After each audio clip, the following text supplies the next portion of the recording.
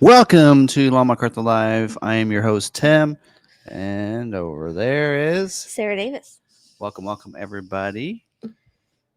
Justice camera. There we go. How's everybody doing? Hope they're having a great day. Of course, we are recording this as a podcast as well. So if you're listening to this, we do have probably some videos and images this week. Maybe we pull it out if people want it.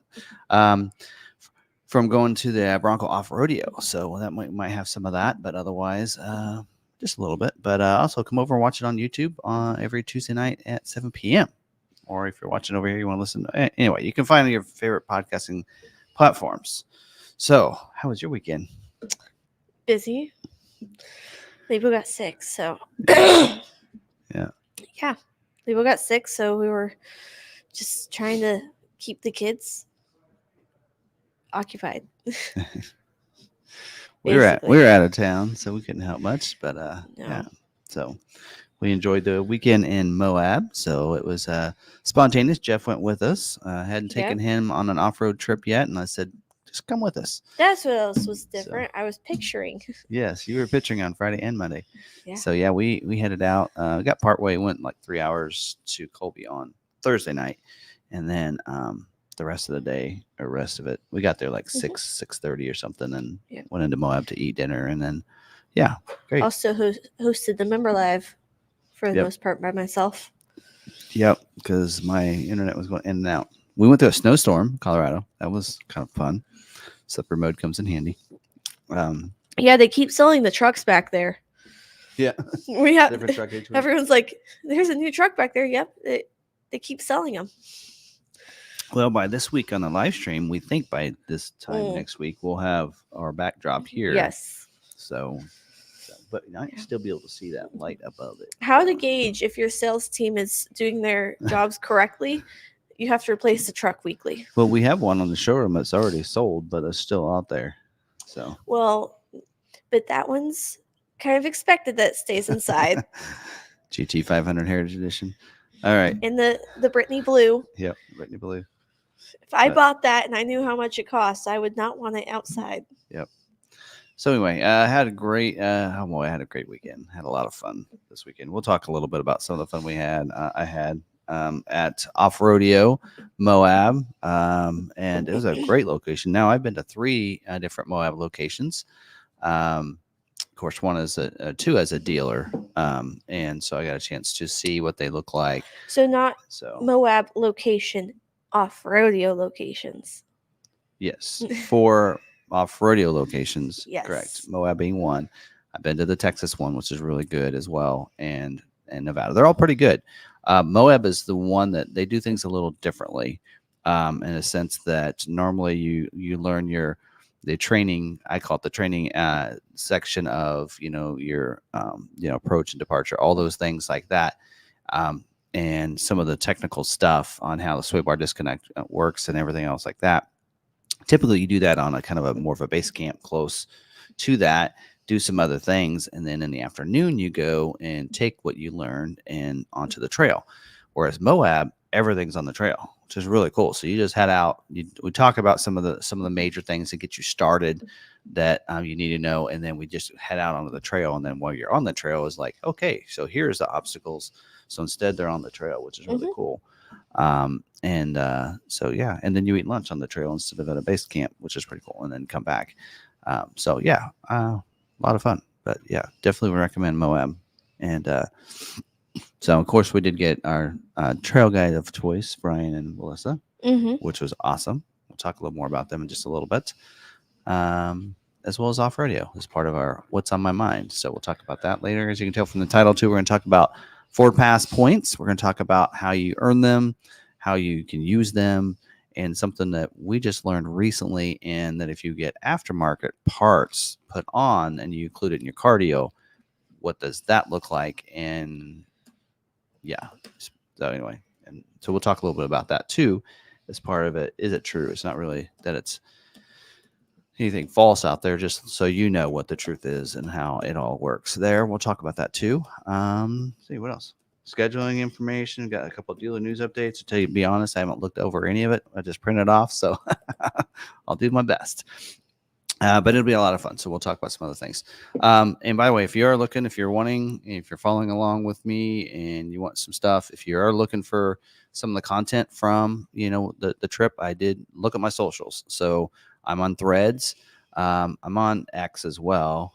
So Ford Video Guy on those. Also on Instagram, Ford Video Guy as well. Find some things there. And I did post some stuff on my Facebook, but mostly on Instagram and such. So if you're wanting content and if you're wanting some video content from the trail, I'm still going through it all, but my Ford Video Guy channel, YouTube channel. So check that out. That's all about Bronco, Maverick, fun things that we're doing outside of work with the vehicles that we own. So definitely want to check that channel out. If you want to see content from that, that's where you're going to find that. So we'll talk about off-roadeo here, but some of the other fun stuff we did will be over there. Definitely want to check that out. So, all right, I'm done advertising that. But let's talk about membership. Did you mention the merch? Merch, yes, you can get merch right now. I don't know if there's any deals going on right now, but link to our merch site is down in the description. So there's some cool stuff. We need to add some stuff. So yeah, but yeah, more designs. All right, more options. Membership. Yes, if you would like to become a member, you just hit that join button right there by that subscribe button. If you are an iPhone user, you have to do things a little bit differently. You have to go to your desktop browser, go up to little a and big A, and request desktop browser. At that point, you should be able to see it. Yep. So instead of using the YouTube app there, you would use that. So. Yep. And then if you are joined as a member, you will see all of the membership content under membership tab and community tab. At that point, we do a live stream every week, and he does another special lot walk video each week for our members. Mm-hmm. And then we will blog on there when we go on trips and such. We'll do quick little shorts and such for you. Yep. So on holidays. Yep. Special content. I think we do pretty good on that. And then also you get a welcome pack too. Yes. So the new we usually don't advertise that too much because we want people to become members because they want more content of things. And I do talk about some of the things that are on my mind on that lot walk and things like that. Yeah. So it's more like the after hours talks. Yeah. The past few weeks we've done some after hours talks after the Q&A. Yep. And that's more like what we get into with the members. Yep. All right. Let's see what else we got. Because I didn't print my sheet, so I'm kind of winging it here. Videos from last week. What did we didn't? I took the video we talked about last week, or the stuff about all the Maverick stuff, and made its own video. I can't remember what else videos we did. Some other stuff. I did a video about my Bronco before we left, but I didn't get that ready. So that was going to go live yesterday, but we didn't get to it. But we'll do some more. And we got our first RTR Mustang. I got a short for that should go out soon. So our two, and I say really it's the first, in my opinion, I think I don't see any others, the first to complete RTR kits. I know that some dealers have some their RTRs, but they're missing the grills because the grills just became available. So recently, so ours are the complete kit with the grills, and we have serial number 3 and 4 that are done, with 6 coming probably tomorrow or the next day. So we'll have 3 of the first 6 numbers there. So it's kind of cool. So, all right. What else? I don't know if anything else. Any other videos coming? Probably do a walk around on that. Some other stuff. So, yeah. I have a bunch of shorts planned out. All right. We'll see. We're getting close to the end of the year. Be honest, I need to borrow your truck. I think we might be skipping the 26th and not do a live stream because there will be no scheduling. There won't be any dealer news updates because Ford will close down the entire week, Ford headquarters. So there probably won't be any dealer news updates. There won't be any scheduling. So there probably won't be a lot of recall updates or anything. So we're probably going to skip that week. And that also is the day that grandson number 4 is supposed to be coming into this world. So yes. Probably be a little busy with that. So we'll see. We'll let you know. We'll keep you updated on that. Definitely we'll have a live stream next week. So we'll see how it goes from there. But we're only, believe it or not, we're only a couple weeks from Christmas, folks. Less than 2 weeks away. It's wild. Yeah. I need help with my wife's gift. Guys got ideas. All right. Ooh, I know. Okay. talk later. All right. Yes. Anything else other than that? How's everybody doing? You want to talk? Let's talk about let's talk about our members. Yep, I've been Who all's in here? You ready a for lot. that? Yeah, we have a lot. If you ever guys see that little slide there, that's our moderator, Ridgeview. Yep. Yep. This is not a member, but he's like, Tim just ignoring Sarah's request to borrow his truck. I just have to go to his house. I know where he keeps the keys and everything. You know, yeah. I mean, hey, we'll talk more later during the Bronco stuff, but Jeff drove the Bronco, your mom drove the Bronco off-road and everything. Mm-hmm. So, I only got it like a third of the time. Yeah. So, I mean, I took it off-road for a full day. yeah, you get the whole trail. We didn't even switch off. Nope. It's the way I felt at off-rodeo. So she got in to do some parts and sections. And so then we'd stop and look at some of the scenery and such. And we go to get back in. And she got back to the Bronco pretty fast. She was jumping in the driver's seat. I'm like, it's over. I'm not getting it back. Went down one of the little spots. Actually, it's in the little intro, the pre-stream thing. And she went down it and she goes, oh, no stopping her now. So we definitely need a second Bronco. Or we're gonna have to go with less harder trails and hit the Maverick too. But yeah, I like that idea. Let's see. We have RR Raptor first again. He's been first several weeks in a row. Yeah, I saw him earlier. I saw them chatting in there. We have Jolie Mike. Hello, what's up, everyone? Marine Vet is here. He says he's been trying to stay off the trails while they're snowy. He doesn't want to scratch up his Bronco since he has a new one coming. Tell you what, I went through a snowstorm in Colorado. Just went Friday. It was crazy. But we have Clarence Roller, 10, waiting, and only 4 thumbs up. Come on, hit that like button. Thank you. We have Craig. Hey, everyone. Brandon Jones said, howdy, Ridgeview. Thanks for the seat cover suggestions. They're talking about Maverick accessories. We have Francis Origo. I had fun chatting with you today. How's everyone? We have Mab Sim. Look at that. Made it to alive. There you go. We have Misty Novotny, and I think I saw down below she's listening while wrapping gifts. You have to have gifts purchased to wrap them. Right? Mom does all of that for you. Yeah, she does. We have Mab Sim also said, yay, 7 months. Oh, yeah. And he made it to live. He usually makes it to the member lives. But. Yeah. I finally found, while trying to find something else while you were gone, I finally found the Ford logo. So I can make new little member logos. Okay. That have more of a color theme and thought process to them than just neon colors. Ghost Stang. Hello, everyone. We have Rushman. Oh, Alan's been a member for 24 months, 2 years. Wow, 2 years. We have Jim Hughes. Hello, all. Deke Marshall. Howdy. Sean Watkins. Montauk. We had a little gift. Well, speaking of him. Yeah. Got a nice gift from him. Thank you very much. Sent Sarah. I got it upside down. Although that shows your address, so.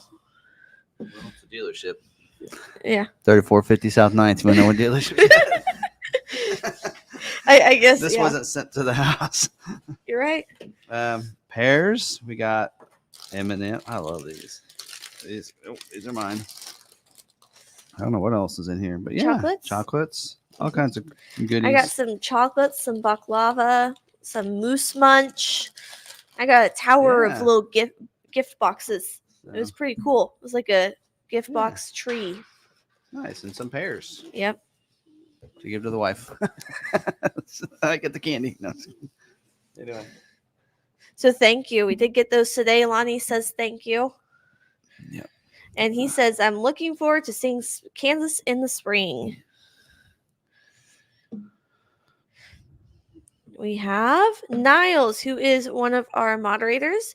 He is also a Law McArthur employee, so he knows all things aftermarket. So if you have any aftermarket questions, go ahead and drop them with an @Niles Gridley.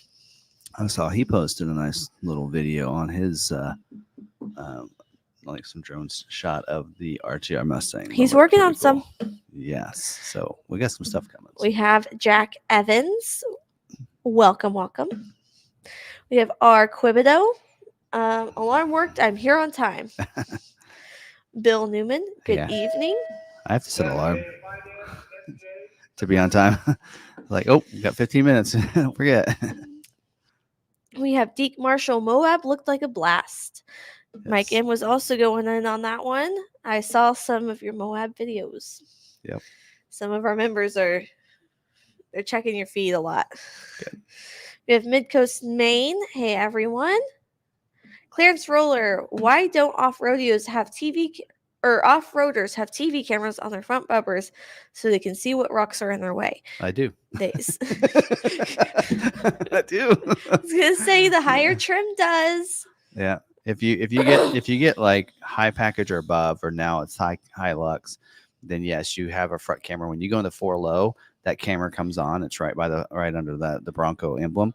Now I installed a dash cam on mine. Yes. So that I could see it, but it's like really small. It's like that big. So it is kind of difficult to do. It took us a while to figure out how to wire it inside, but we were also doing it at 10 o'clock at night in the dark.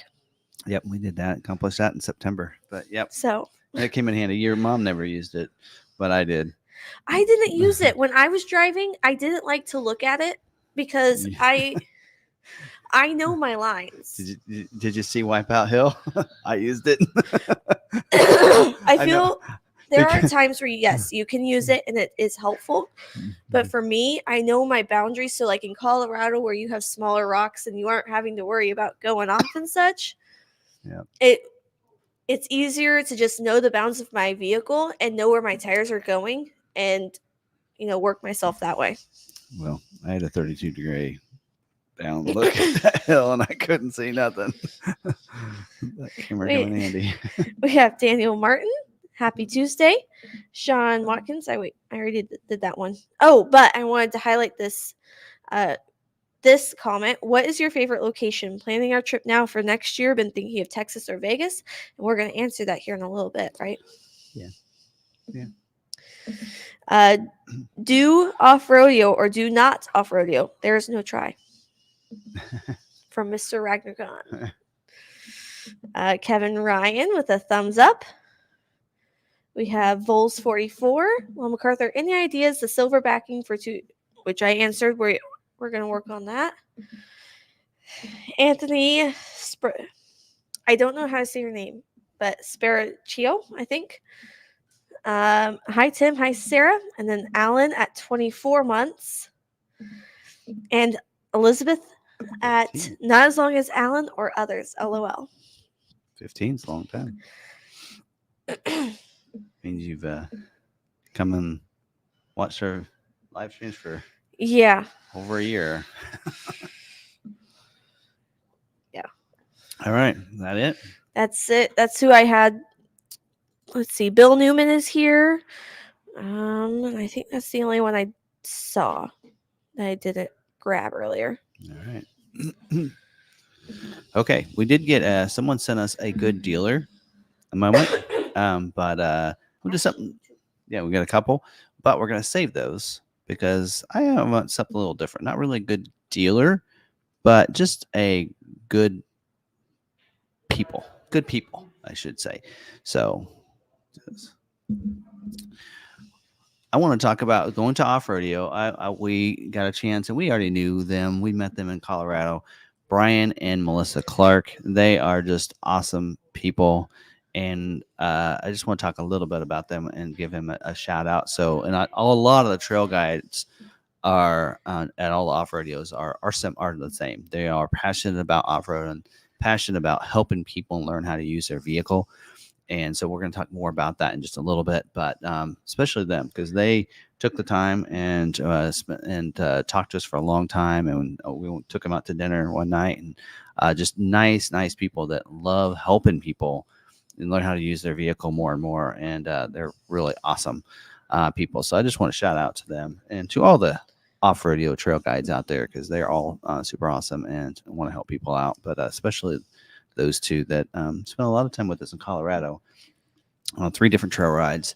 Plus this weekend were our trail guides for Moab. We requested them, or I did, for that, and we were lucky to get them. But so good people there, and really kind of notes the Bronco community in general. Everyone, Maverick community as well, is the same way.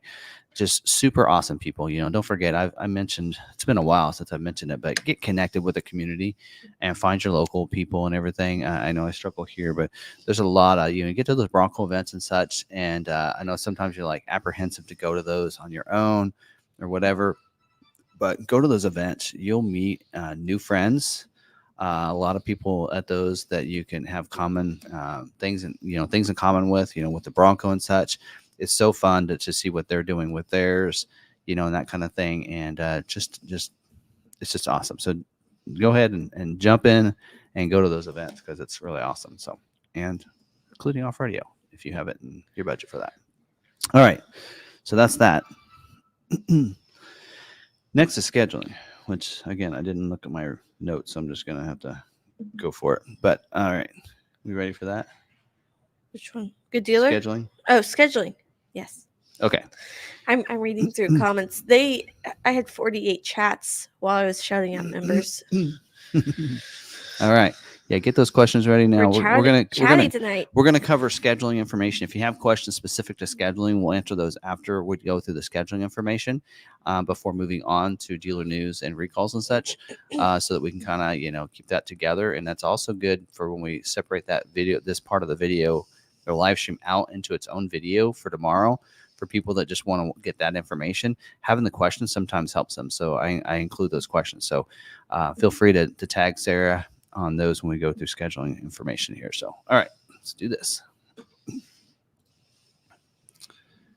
All right, so this week's scheduling information, I might have to wear my glasses since I didn't. Some of these, if I already read it and look them over, then it's a little bit easier. Man, green with the blue looks kind of weird. Okay, all right, first let's start off with our information terms here.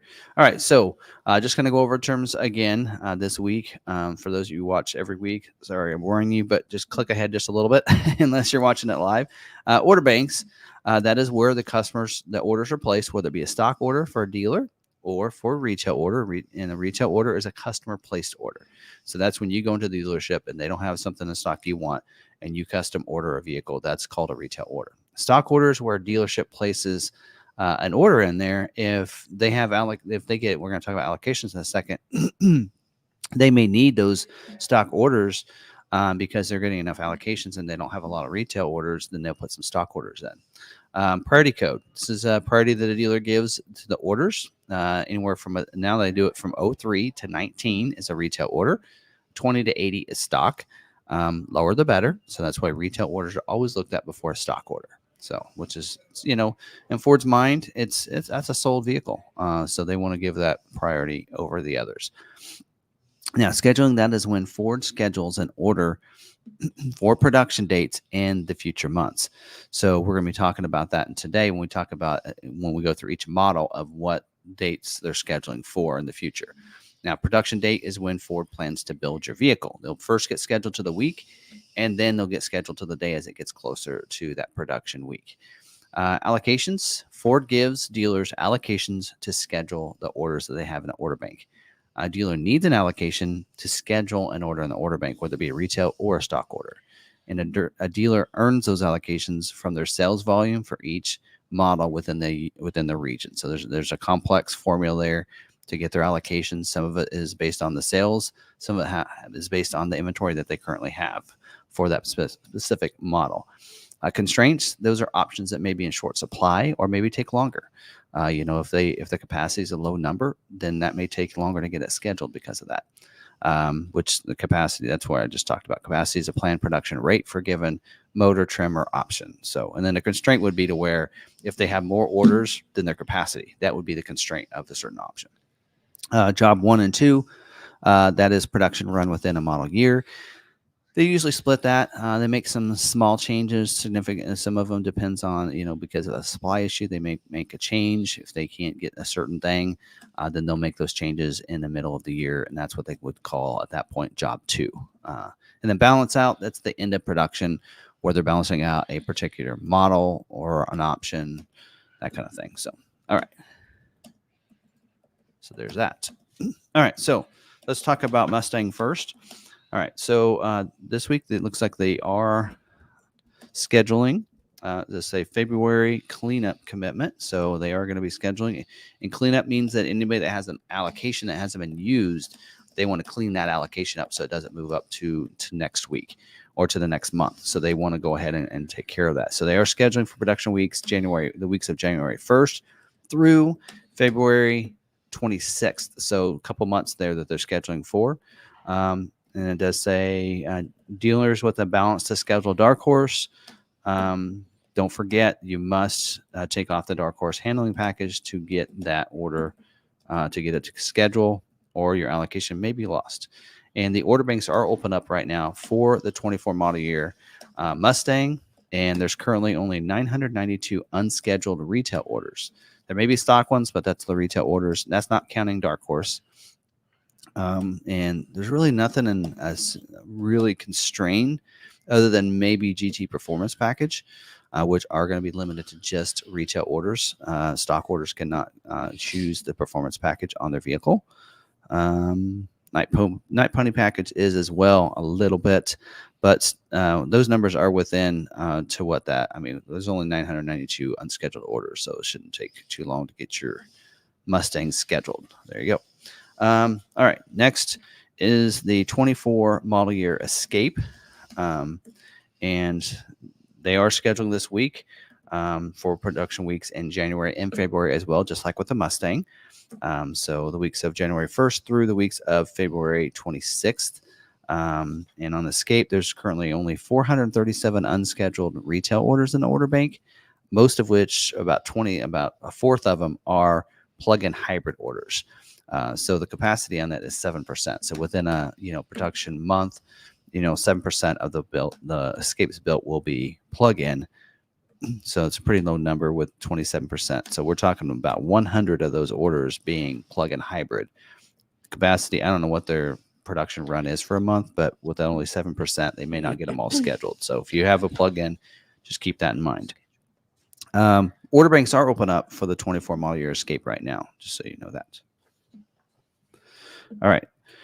So Bronco Sport is next, 24 model year. They are scheduling this week for production dates, the weeks of January 1st through February 26th.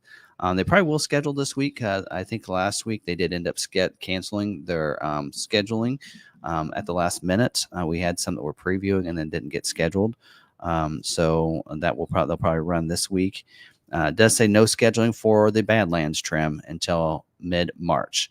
And then limited availability options is a convenience package, which you'd find on the Big Ben or the freewheeling, and then also your front and rear splash guards. Of course, I'm a firm believer, get your aftermarket stuff with your dealer.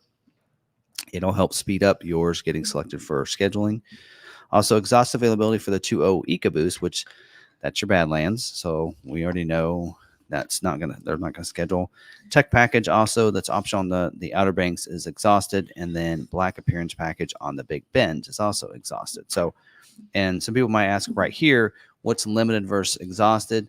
They're just saying, exhausted would be like very rare that you're going to get scheduled because they have very few supplies for other reason on that particular package. Like in this case, the black appearance package, which is optional on the Big Ben, evidently exhausted because either they've already scheduled about all that they had planned, so there may be only room for one or two. Limit availability means that they've scheduled most of them, but they probably has some limit, a few that they can squeeze into slots. So we'll see that on some of these different trims. Now the order banks are open up for the 24 model year Bronco Sport. Currently only 207 retail orders unscheduled in the order bank, so not that many at all. And half of those, about 100, are Badlands. So when you look at it that way, 54% of the orders in the order bank are Badlands. And so, that's a high number, and about half are also freewheeling. So you got about 100 orders that are Badlands, 100 that are freewheeling. So if you have something else that you want to order, it'll probably get scheduled pretty fast because, most of the people are waiting on one of those two. So, and the order banks are open up for that. So, all right. 24 model year Edge is scheduling this week. Cleanup commitment again for dealers that have an allocation and what they can try to schedule what they can. They are scheduling for the weeks of February 5th through the weeks of March 4th. So they are trying to finish out. It doesn't say balance out yet, but we know Edge is sunsetting soon. It means it's going away. Exhaust availability is the 18-inch split spoke sparkle silver painted aluminum wheel. That's a wheel option 64F, which I think is a standard wheel on the SE, if I remember right. And the order banks are open up for most of your Edges because they need some orders, except for the ST. So if you want to put one in, there's 701 unscheduled retail orders in the order bank. So some people did take advantage of going ahead and ordering, and that order bank getting opened up back up again. Really nothing's really constrained other than the ST. So, all right. 24 model year Ranger scheduling this week. We've said this week and go back to scheduling. This is the week they're doing that. It says no scheduling for stock orders unless they are a stock Raptor order. So you might ask, why would there be a stock Raptor? Well, if a dealership doesn't have people that's put in a retail order, but they get that their one Raptor allocation, then they would use their stock one. Otherwise, they would use a retail order, of course, first. So there you go. No stock scheduling, retail only for the Ranger. Order banks are open up for the 24 model year Ranger. There's currently 4,481 unscheduled retail orders in the order bank with no constraints on their constraint list, which is nice seeing a bunch of blanks there. All right. 24 model year Bronco. They are scheduling this week. It says, please submit Raptor orders in order to fit availability. So they're saying order to where it's available. For Raptor orders will require a mix in the order bank. 70% of the orders can have the optional beadlock wheel 64T, and 30% can have the standard wheel. 50% can have leather interior and 50% vinyl interior. So that's kind of the capacity mix. So we're talking about capacity earlier. That would be the mix for the Raptor. Important note says for Heritage standard order bank is closed for stock and retail ordering. For Heritage Limited, order bank is closed for retail ordering. So they can put in a stock one. And why you might see that is that every dealer gets one Heritage Limited order. So if they didn't have a customer that wanted to order with them, then they can still get their Heritage Limited order. So then they can put the stock one in instead. That's the way we did it, and then we just sold it the way it was. The order banks are open up right now for the 24 model year Bronco. And let's see, there's currently only 4,750 unscheduled retail orders in the order bank, which is a very low number. Very low. So Ford is doing a great job getting caught up on that. They probably could schedule close to most of those, within a month. Now, they're going to fill in the last allocation, so we probably won't see, all those get scheduled this month, but I wouldn't see why we don't see those get scheduled for next month. So, see, anything over capacity? I mean, the Black Diamond technically is 50%, but with the number as low as it is, if you guys see these sheets, these capacity commodity sheets out there online, you have to understand what you're reading and what you're understanding. So when it says the retail U.S. order bank and it shows a percentage of 15%, like this one's a Black Diamond 15%, you got to remember that 50% is based on that 4,750 orders. But the U.S. capacity is based on what their production run is. So even though it looks like they're over capacity in Black Diamond, there's too many Black Diamond orders. That's not really the case when you figure in what their capacity is and how many they can schedule within a production month. So you have to keep that in mind, that those numbers don't always work when the production numbers are real low, or the unscheduled orders are real low. At this point, my feeling is, unless you're waiting on a Heritage Edition 2-door order, or really Heritage Edition orders, you shouldn't have a problem getting anything scheduled. Here's a situation: Everglades, only 27 unscheduled Everglades orders in the order bank. I know that and this is one where people are going to look at it and go, so they're not scheduling Everglades. Yes, they are. It's just, it says 0% there because somebody, whoever's job it was, didn't do their job and update that with the correct number of production, which from what I understand is 1.5% on the Everglades for this year. So that just didn't get updated. So only 1% of the orders in the order bank are Everglades. The production runs 1.5%. So all the Everglades could get scheduled within a month, right?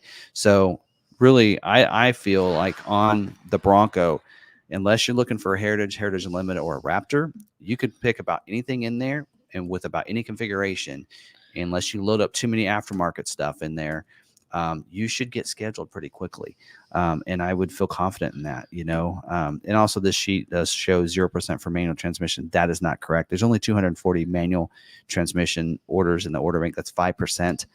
I don't know what that number is. They haven't actually told us yet, but it's not 0%.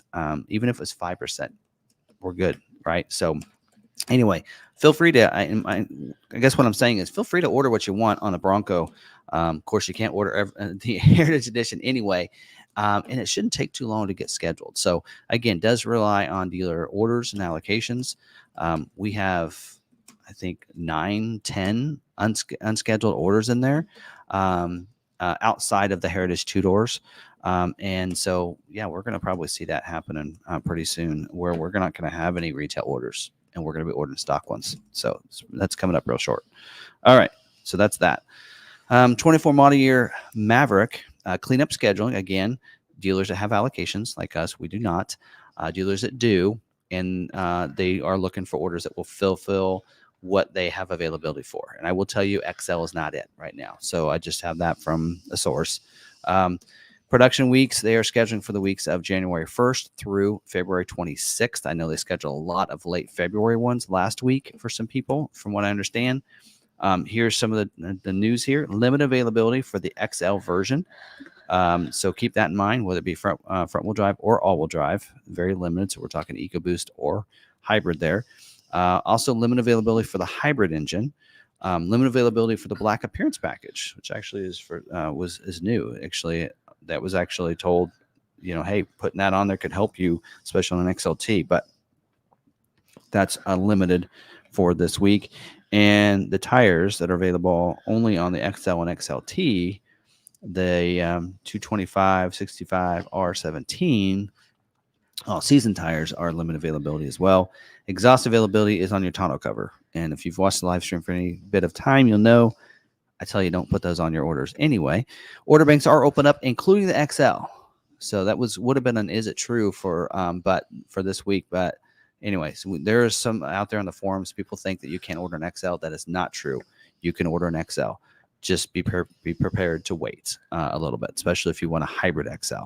So there you go. And I think that there has to do something with the tires that are on the XL and suppliers.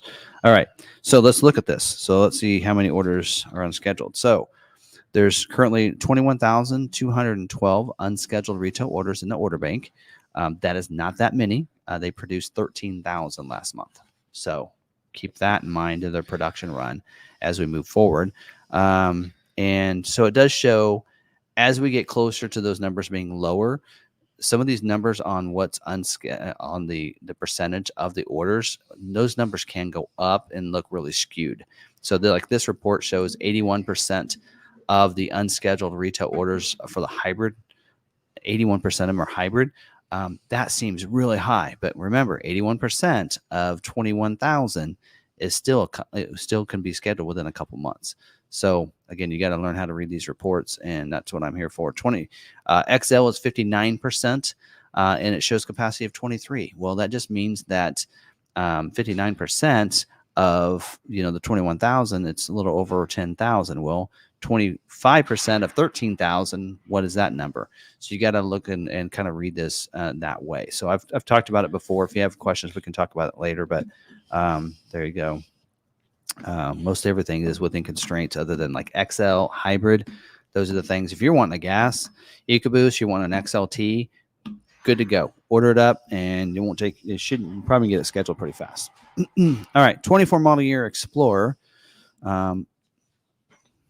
So they are scheduling this week for production weeks of January 1st through February 26th for dealers that have allocations, of course. Exhausted availability on a lot of things. Limited version, the Platinum version, XLT version, the Timberline version, King Ranch, ST line.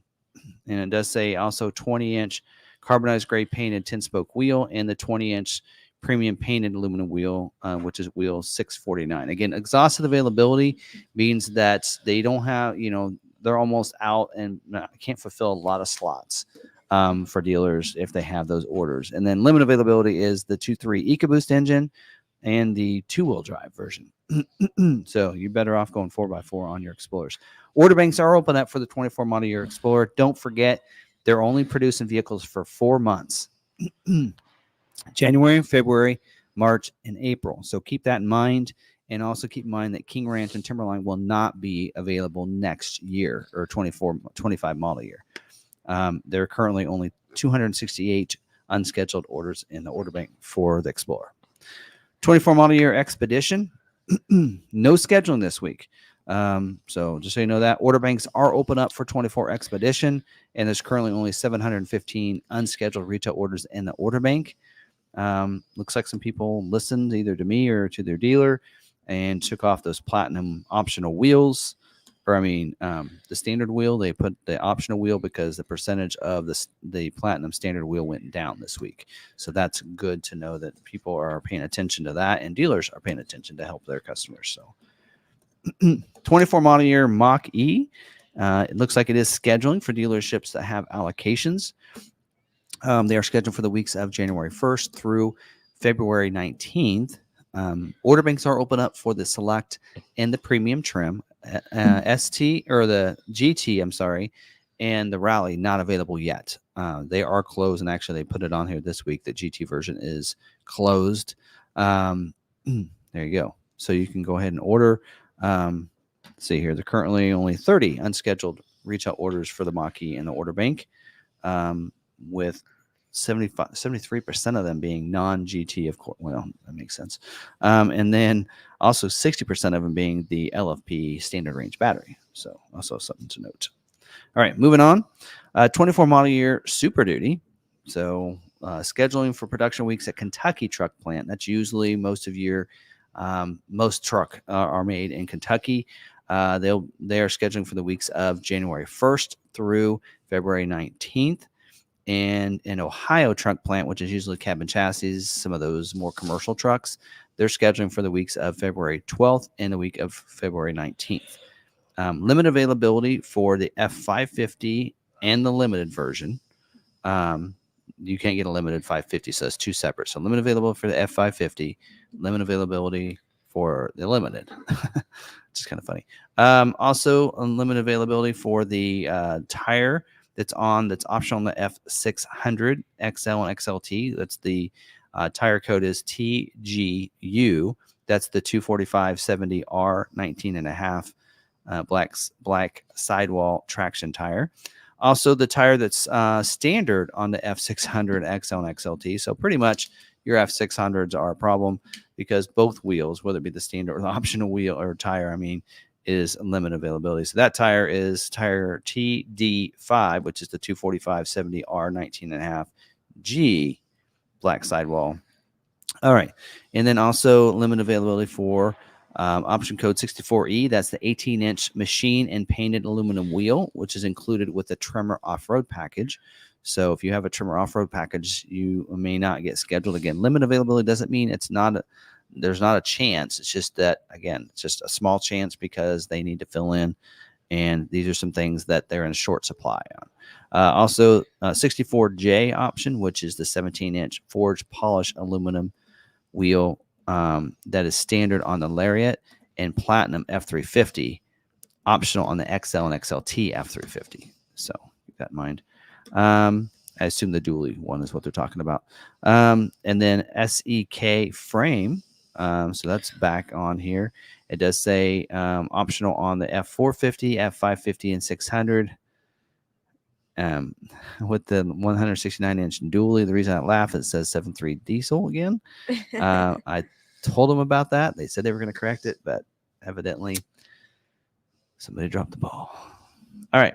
Also, limited availability for the 193-inch wheelbase, which is optional on the XL, XLT, F450, F550, 600 chassis cabs, and the 203-inch wheelbase fuel tank with the low sulfur diesel fuel 98L option. And then also the lug nut cap available on the F250, F450 pickup with four-wheel drive, single rear wheel, the 20-inch chrome wheels, or the 20-inch polished and dark carbonized gray high gloss alloy wheel. So order banks are open up for the 24 model year Super Duty. There's currently 21,736 unscheduled retail orders in the order bank. And again, those upper trims, King Ranch Platinum Limited, those are the hard ones that are going to get you for you guys to get scheduled. Lariat is well within capacity. Tremor is, except for, now we've seen that was the wheel is an issue. That may be a struggle for you, but and then unless you're looking for the high output diesel engine, the other engines are within capacity. So that might be something for you to consider whether or not you can go with just the standard 6.7 liter diesel engine. So it's a good engine, so you'll be all right. 24 model year F-150 looks like they are scheduled for the week of February 19th. Says please submit Raptor 801A order to fit the availability. So they last week we didn't see 802 or 803A listed. This week now they are bringing it back into this. So evidently they scheduled some of those last week and cannot schedule anymore. Only way you're going to get a Raptor schedule looks like this week is if it's an 801A order type, which is your standard Raptor. Limited availability for the tonneau cover pickup box. And order banks are open up for the 24 model year F-150 with only 4,464 unscheduled retail orders, not counting Raptor or Lightning. And about everything's within capacity. You shouldn't really struggle with an F-150 order. Maybe Lariat Black appearance package. That's close, but still, even at that one, you should be okay. It's there. So, all right. 24 model year F-150 Lightning. They are scheduled for the week of February 19th as well. No constraints listed. The order banks are open up for the 24 model year. Feel free to put those orders in.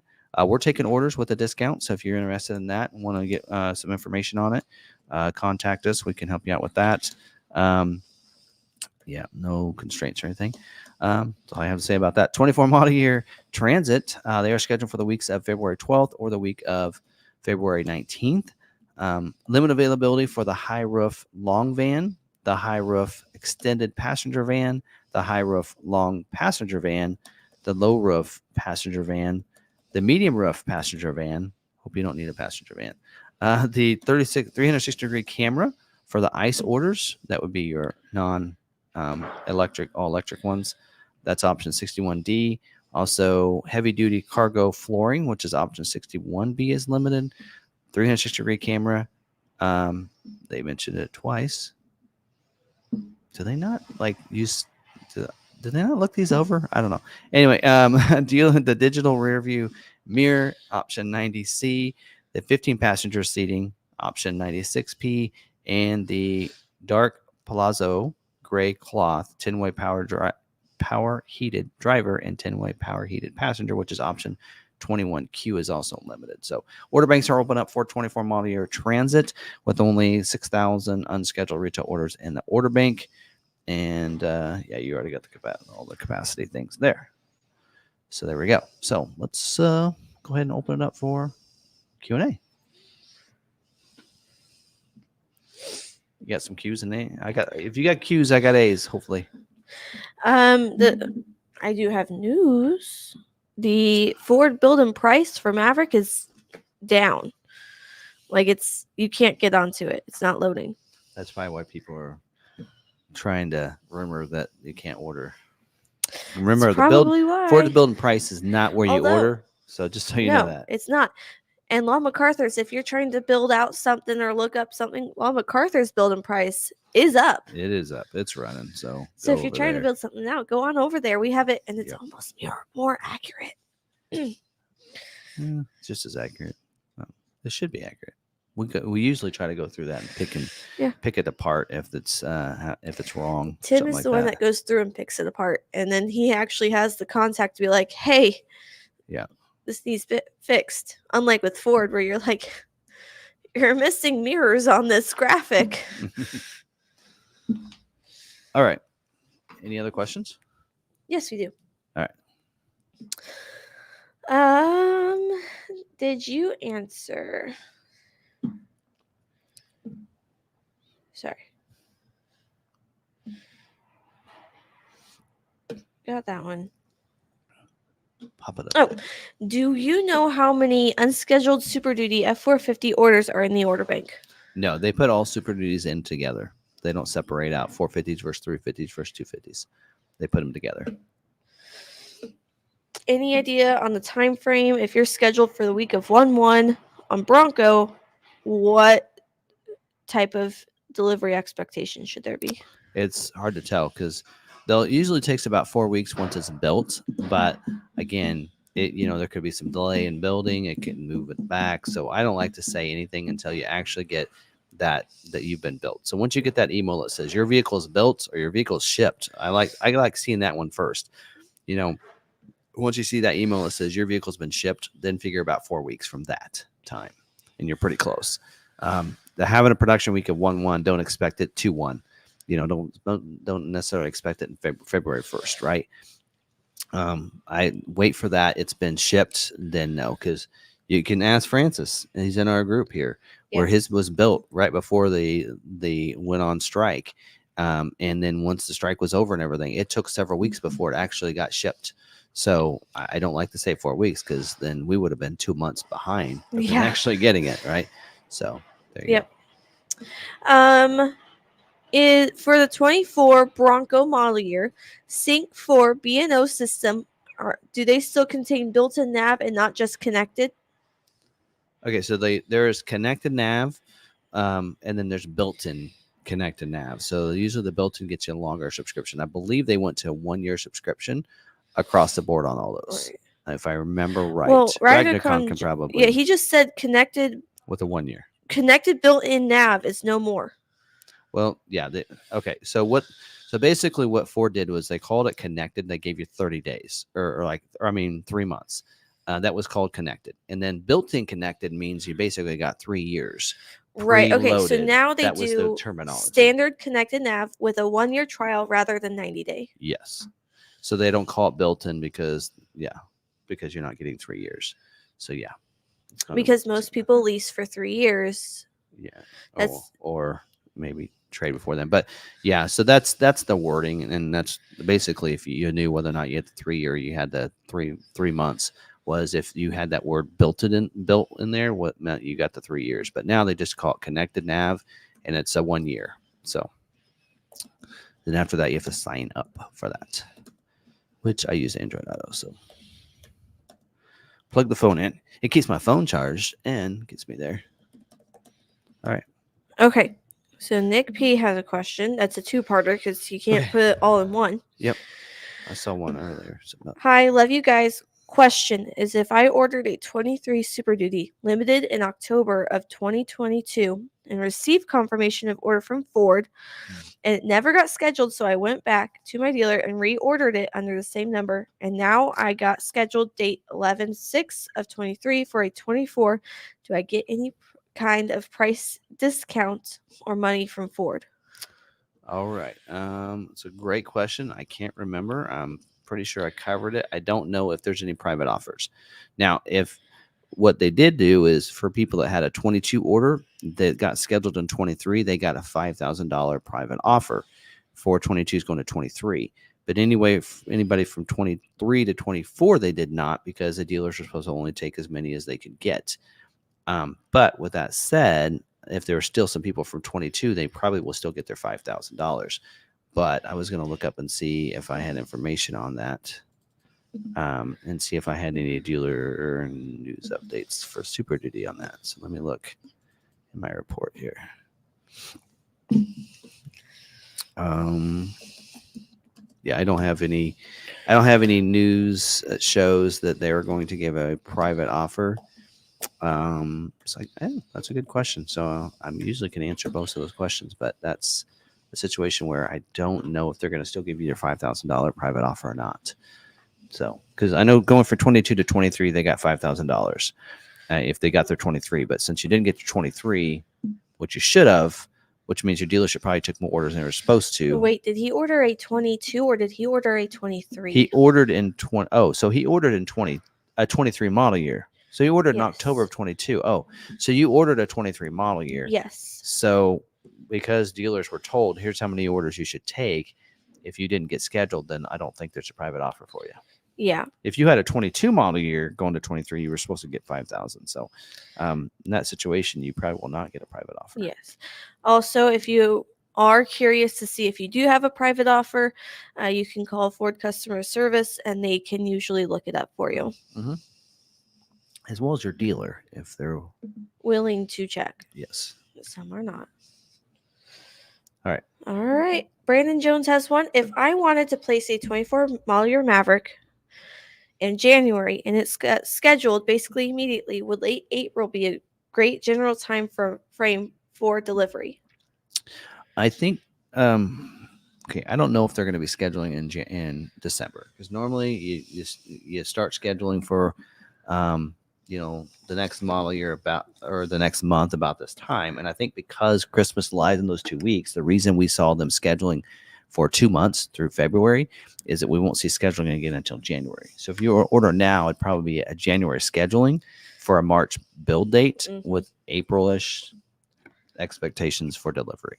So if you could get scheduled right away, then you could probably. Because I know you guys had said that you were going to wait for 25, because I think you had some purchases going on lately with a couple of things. Yeah. That you guys wanted to wait till 25. But if you're ready, we can place that.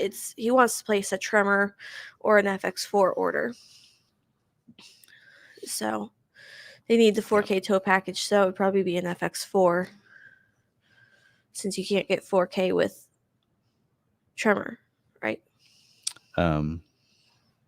Yes, you cannot get 4K with Tremor. So it'd be an FX4 with a 4K tow package.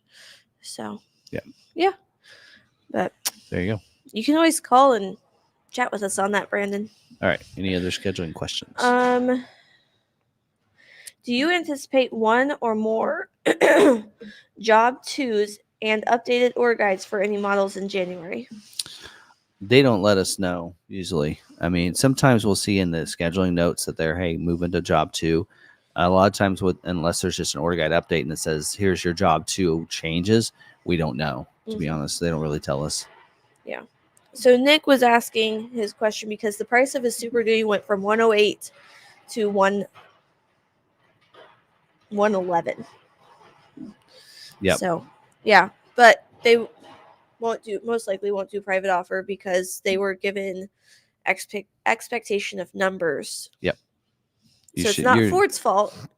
It's the dealer's fault. Yeah. So back in 23 model year, they actually gave us, here's how many allocations you should expect to get. And your goal was to not take more than that number of orders. And so that's why Ford said they're not giving private offers. So yeah, because they didn't do that with Maverick and they didn't do it with Bronco. And that's why you saw those private offers for Bronco. And well, we saw it with Super Duties going from 22 to 23 because they didn't give numbers. Correct. Yep. And they're going back to not giving numbers. So woohoo. Yeah. All right. Any other questions regarding scheduling? Nope. That's all we have for scheduling. Okay. Well, let's get into dealer news updates. There's only a couple of them here. Let me go back to dealer news. We got to do this. We haven't seen 24 Broncos, have we? Not yet. They don't start building them yet. Haven't seen a 24 You Ranger can't see one either, until they build one, and then it's usually 4 weeks after that. So we're probably looking February before we see a Bronco. We haven't seen a Ranger either, have we? No. and we talked about that a couple weeks ago. Was it last week or the week before? And that they're not. They said first quarter, so I'd say February at the earliest. All right. So a couple dealer news updates. I might need to pull out the glasses for this. We have a price increase, a mid-year price increase. One of our first ones for 24 model year. This is on the 24 model year Expedition and Navigator. If you're a Lincoln dealer, which we are not, that's effective 12/11. So it went into effect yesterday. There were some changes. So Expedition increased their destination delivery price by $100. Navigator as well. So that's it. Woohoo. Okay, that was like I said, I didn't read these before, so I didn't know what they were. All right, so yeah, $100 D&D destination delivery.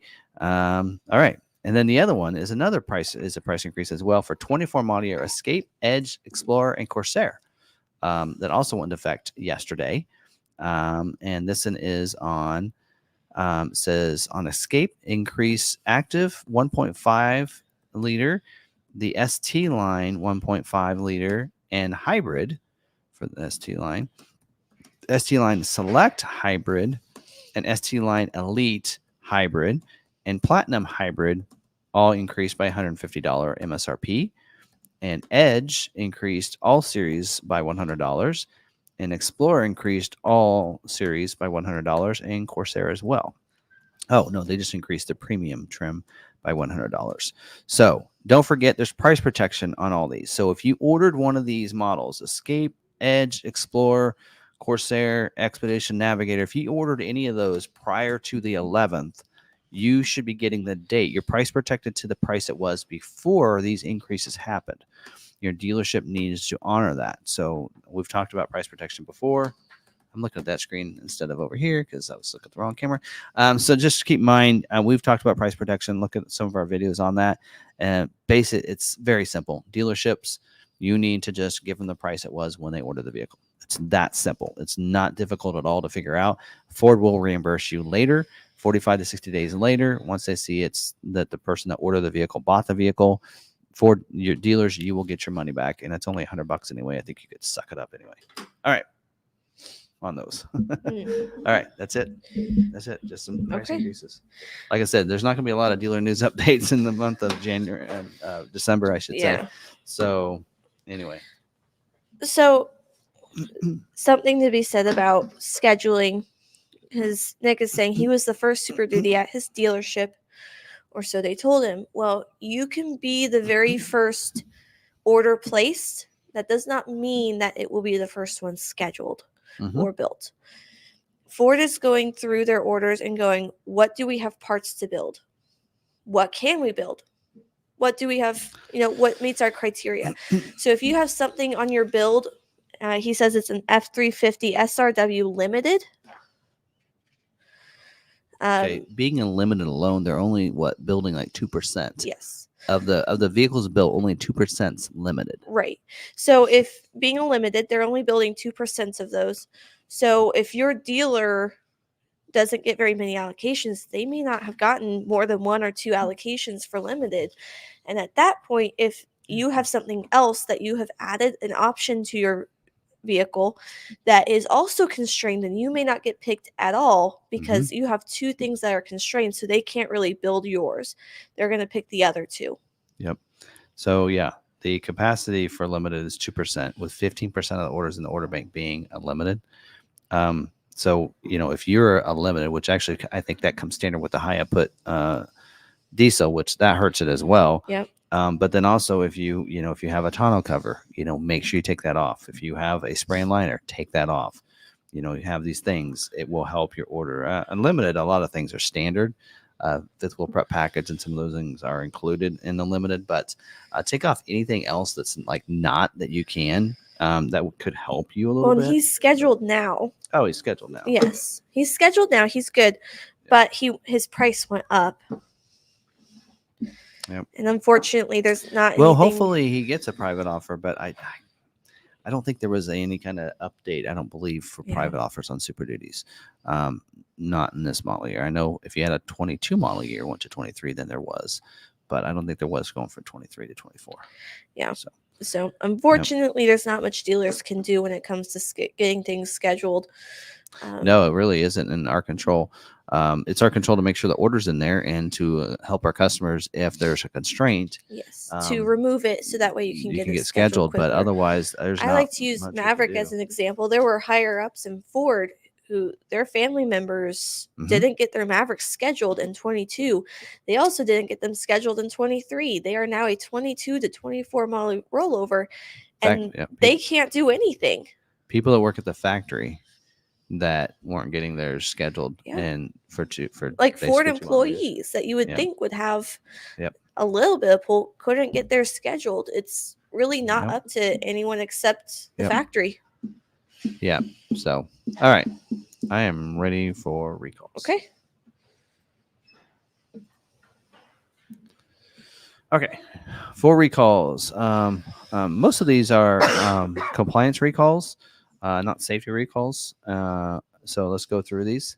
So we have the compliance recall 23C32, which is for 23 model year F-150 Lightnings with the electronic cabin coolant heater replacement.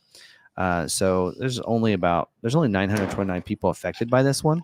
And so this one here, some of the affected vehicles may not conform to the requirements of the Federal Motor Vehicle Standard for the windshield defrosting and defogging systems. So the electronic cabin coolant heater modular may have a missing solder joint, which can result in intermittent or no windshield defrost or defog functionality. The lack of this, of course, less visibility, everything else like that goes on to talk about that. So letters are supposed to go out next week. So the week of December 18th to people that are affected by this. So there you go. So the next one is compliance recall 23C35 for 2020 to 23 model year Mustangs. Body control modular software configuration. So there's 186,993 vehicles affected by this one. And some of the vehicles may not conform to the requirements of the Federal Vehicle Safety Standards because the brake system warning indicators, where when the brake fluid is depleted from the reservoir, the brake system warning indicator lamp does not illuminate. So there's a fix here. It looks like they have that on there. But letters are going to go out the week of December 18th. So they actually have a service action here, what the dealers need to do. So letters should be going out real soon if you're one of those that are affected by that. Again, that's 2020 model year through 2023 model year Mustang for that one there. All right.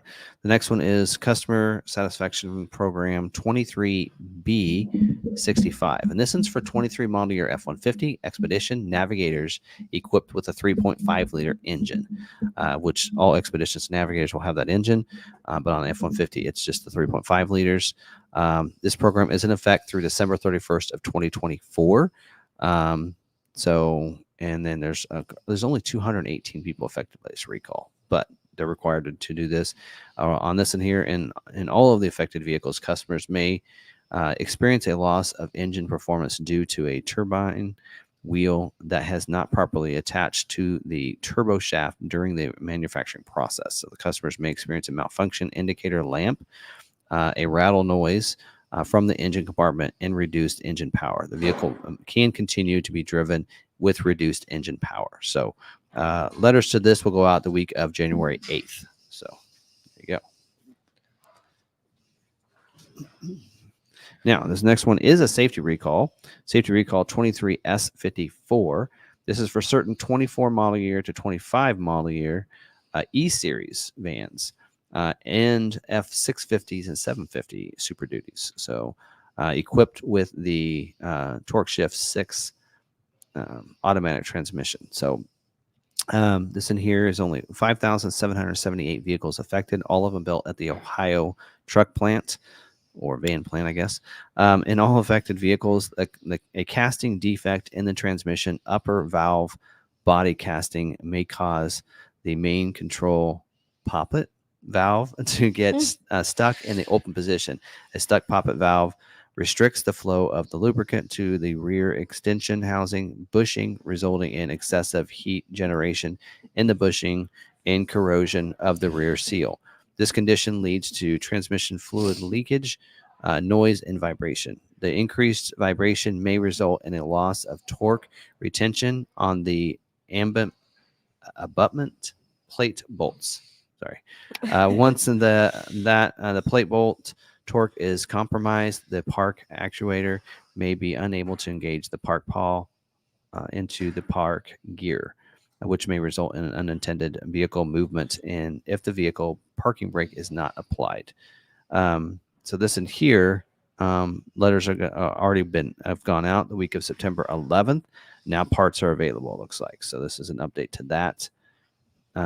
So that safety recall. There you go. And again, that's for vans and they have 650s and 750s. Let's see. I think is this the last one? Oh, I got two of them here. So this next one is a customer satisfaction program 22N15 for certain 2020 to 2023 model year Bronco Sport, Escape, Corsair, E-Series, F650s and 750s, the motorhome chassis as well the commercial stripped chassis equipped with the smart data link connector.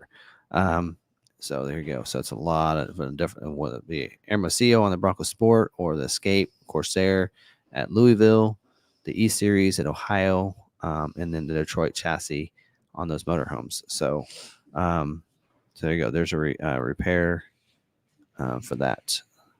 There's 633,445 vehicles affected by this.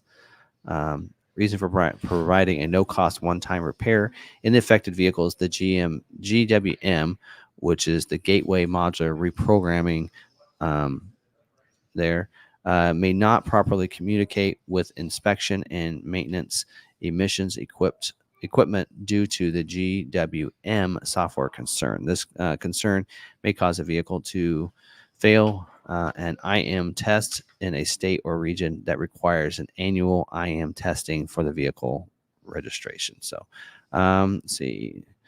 It doesn't look like letters are going out. It says for vehicle customers with no over-the-air update, software update compatibility pending agency approval, letters are expected to be mailed the week of March 18th of 24.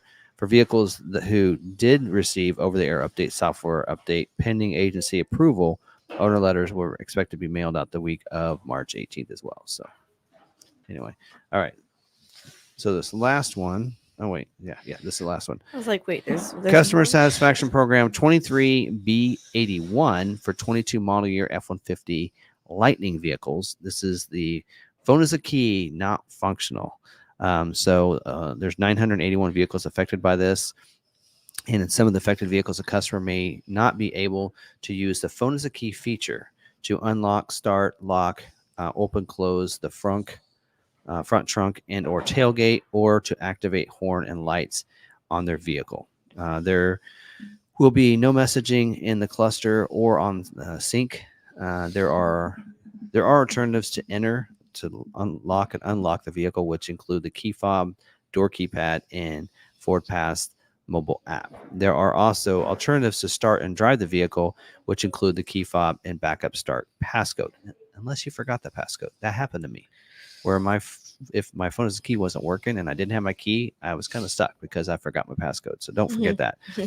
But there you go. Letters are supposed to go out to the week of January 2nd for those customers right there. So. I forgot the passcode on our truck. We had locked the keys in the truck when we went to go to the pool. And I was like, oh, yeah, I used the passcode. And I forgot the passcode. I was like, so then we were sitting like, how are we going to get into our vehicle? We're sitting here with two sopping wet kids in the parking lot on a 90-degree day. Like, this is not good. And I was like, wait, I have my phone. FordPass app to the rescue. So we do have a question. Okay. What about the Bronco Sport TSB brake noise recall? When will the new cameras be available for the 2017 F350? Okay. So what I go over this week is what's been updated this week. So any recalls have been updated, any new repair orders that have been filed, any advanced dealer notices. That's what we cover. So unless I've covered in the past, I don't know. But your dealership, you contact your dealer, and they can at least keep you updated and see if that's been updated or not for them. That's what I recommend. So if you have a recall, go ahead and call your dealer and ask if it's been updated. These going over these recalls is more of just kind of keeping you in the know of a recall that just came out or became available, usually advanced dealer notices or updates to repairs, that kind of thing. If you have a current recall on your vehicle, it's always best to talk to your dealership and get that taken care of with them, and they can look that stuff up. But yeah, because they can take your VIN and look it up for you. I do keep copies of them all, but I'd have to know the recall number to be able to look it up. But they can take your VIN because you've been taking your vehicle there. They'll look up the VIN and they can tell you specific to your vehicle what's going on with it. We got Santa Claus dropping off presents over here. They just took the toys away today. Are we doing a second one? Oh, I don't know. I don't think so. Not yet. Well, but they have the they came and picked some up. They came and picked up one truckload. I think that was with one group. I think there's a second group, the one that does the bikes for tots, toys for tots. Oh, this is for Caldwell. Okay. I don't know. Anyway, there we go. So I've been gone for a couple days. All right.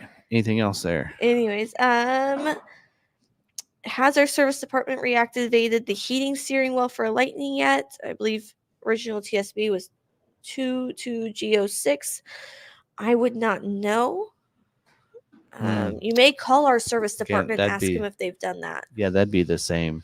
Now, if you have a vehicle that you're taking delivery on, any recall that could be done will be done before you take delivery on those. Yeah. I mean, if your service department hasn't done it yet, but you would like to know, you can certainly call our service department and ask if they've done one, and they can see. Yeah. So. All right. Anything else on that? No. All right. And this isn't really an is it true, but more of, hey, how does it work? So, so this kind of came up actually on Friday while I was traveling about FordPass. So we did learn some things. So you earn, so let's talk about how FordPass points work and everything. So you earn FordPass points by purchasing things with your Ford dealer, whether it be service or sales or whatever. And usually it starts with purchasing your first Ford vehicle. And then you start getting your FordPass account. Once you have a FordPass account, when you purchase a vehicle, you get, I think it's 42,000 points get put in there. Yes. That can be used for oil changes, parts, accessories, that kind of thing. Once you purchase a vehicle, and I think it can, if you get accessories right away, then it's also added to your vehicle. One thing we found out recently is, let's say you order a bunch of accessories. It happened to one of our members. You order a bunch of accessories at the time of delivery to have them put on, because as you purchase things, you earn points, right? Yeah. So when let's say you purchase the vehicle, you earn your 42,000 points. You can use for accessories, but when you also purchase those accessories, you're earning points too, just like when you get your vehicle serviced. But from what we understand is that if you put the accessories on when you buy your vehicle, that you don't earn any points at the time of delivery, unless you, for some reason, this is Ford's deal, unless you have the FordPass credit card. So if you have a FordPass credit card, then somehow it works. But if you don't, then it doesn't. And again, I don't know. We fulfill anything that you want at your points, but we found out that was a glitch that Blake told me about, is to kind of let people know. And I'm like, hey, that'd be great for everybody to know, not just some of our customers. But so I wanted to point that out here, that if you do get accessories at the time of delivery, you can use those 42,000 points towards the purchase of those accessories upon delivery, but you don't earn points from the accessories being put on it. I think the way they look at it is Ford's kind of looking at that being a purchase. And so that's why you're already earning the 42,000 points. So you don't earn more by adding accessories. So even though it's a purchase, yes, I think it needs to be a separate transaction. And that's what I asked Blake. I said, well, what if they did the vehicle and used the 42,000 points towards some of accessories, and then they purchased the accessories and did it a separate deal? And he's like, you know what? We didn't try that. Didn't think about that. And I says, it sounds like to me, that's what Ford's looking at is it's one single transaction. RagnaCon just put in, by the way, it's 4,200 points for gasoline, 75 for points for diesel, and 22 for an EV. Oh, so he's got it. He got it. Okay, so he's got it down for what it takes to No, for the points. Oh, so if you get a diesel engine, you get 75,000 points. makes sense. It's a more expensive vehicle. Well, for oil changes Yeah, and such, 22,000 points for EV. yeah, Oh, so EV, you don't need oil changes. So yeah, because the goal on that originally was the points were to be used towards oil changes. It's supposed to cover the yes, next 2 oil changes, and that's what it was supposed to yeah, be. So it's supposed to come out to $210 or whatever. It's supposed to be 2 oil changes, yeah, and so that makes sense that the EVs don't need an oil change, so they get less, and the diesels cost more. yeah. So So yeah, interesting. Jan, it's not based on the price of the vehicle. It's based on how much 2 oil changes would cost for that vehicle. Typically, yeah. So yeah. Anyway, and then Yeah, you earn points. Like so, when you take your vehicle in for service, you have them punch in your FordPass, so you can earn those points to use Yeah. that for other things. Like every time I go into service, I'm like, hey, look and see what points I have. Now I do have a FordPass credit card, and I that earns you points too. I use it like my bank card really instead of like if I go to the store or something like that, instead of just using my regular bank card or writing a check, I use my FordPass credit card, and then in the month I just pay it off. So I just accumulate that money in my account and then pay it off at the end of the month. That's just way I don't know. It's just something I do because I know I'm earning points because I like to put a lot of accessories on my vehicles. And so I'm like, well, how many FordPass points do I have? So that just took that. Oh, that paid for my labor of that part or whatever.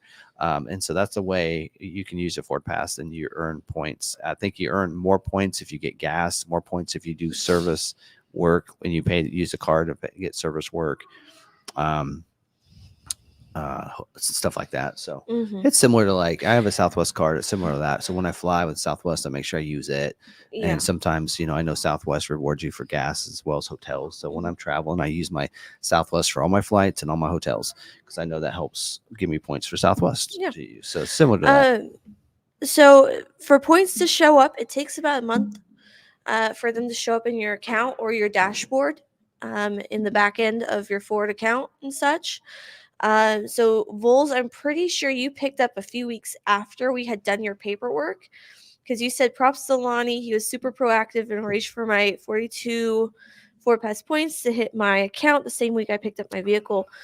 So I'm pretty sure he was one that was here this summer that waited to pick up, and it was a few weeks. So they show up between 3 to 4 weeks after the purchase of your vehicle. If they haven't shown up yet, you can call Ford and they help you find them because that's what I had to do for both of my purchases. It depends on your dealer too and how fast your person does. Like we have somebody that's on it, so if we report that right away, then you get it faster depending on how quickly your dealership processes your deal. So anyway, and then you can always call that dealer and say, hey, I haven't seen my points yet. How much is 42 equals about $210. Thank you, Ragnarcon. Yeah, that's what I was thinking. Yeah, Brandon's is like, how many is that in dollars? 800? 200. No, I think that there was I can't remember. I know it's 210. So somebody do the math. Somebody had done that at one time. We'd figured out how many points it was for $1. Ragnarcon did the math. Yeah. 200 points per dollar. There you go. 200 points per dollar. There you go. Anyway. All right. So are we ready to move on from that or? Let me check my questions that I have starred. Yeah. Yeah. Hybrid Maverick. It's the same because it's based on oil change. Oh, so if my Ford dealer, if he uses his Ford credit card at his dealer, they charge 3%. If it's over a certain amount, like for us, if you charge more than $2,000, then they charge you a they may not have a processing unit that can do it without a fee.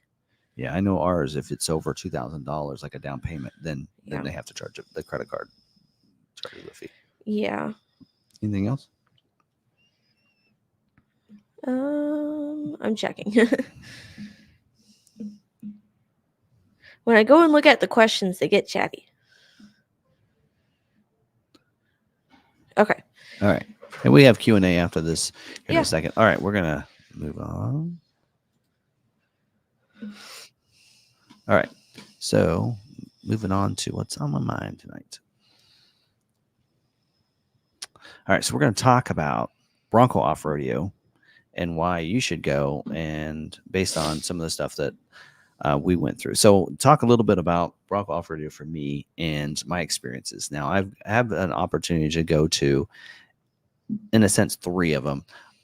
But the first one was for all Bronco specialists to go when the Bronco was launched. It was before any of the Broncos showed up at any dealers.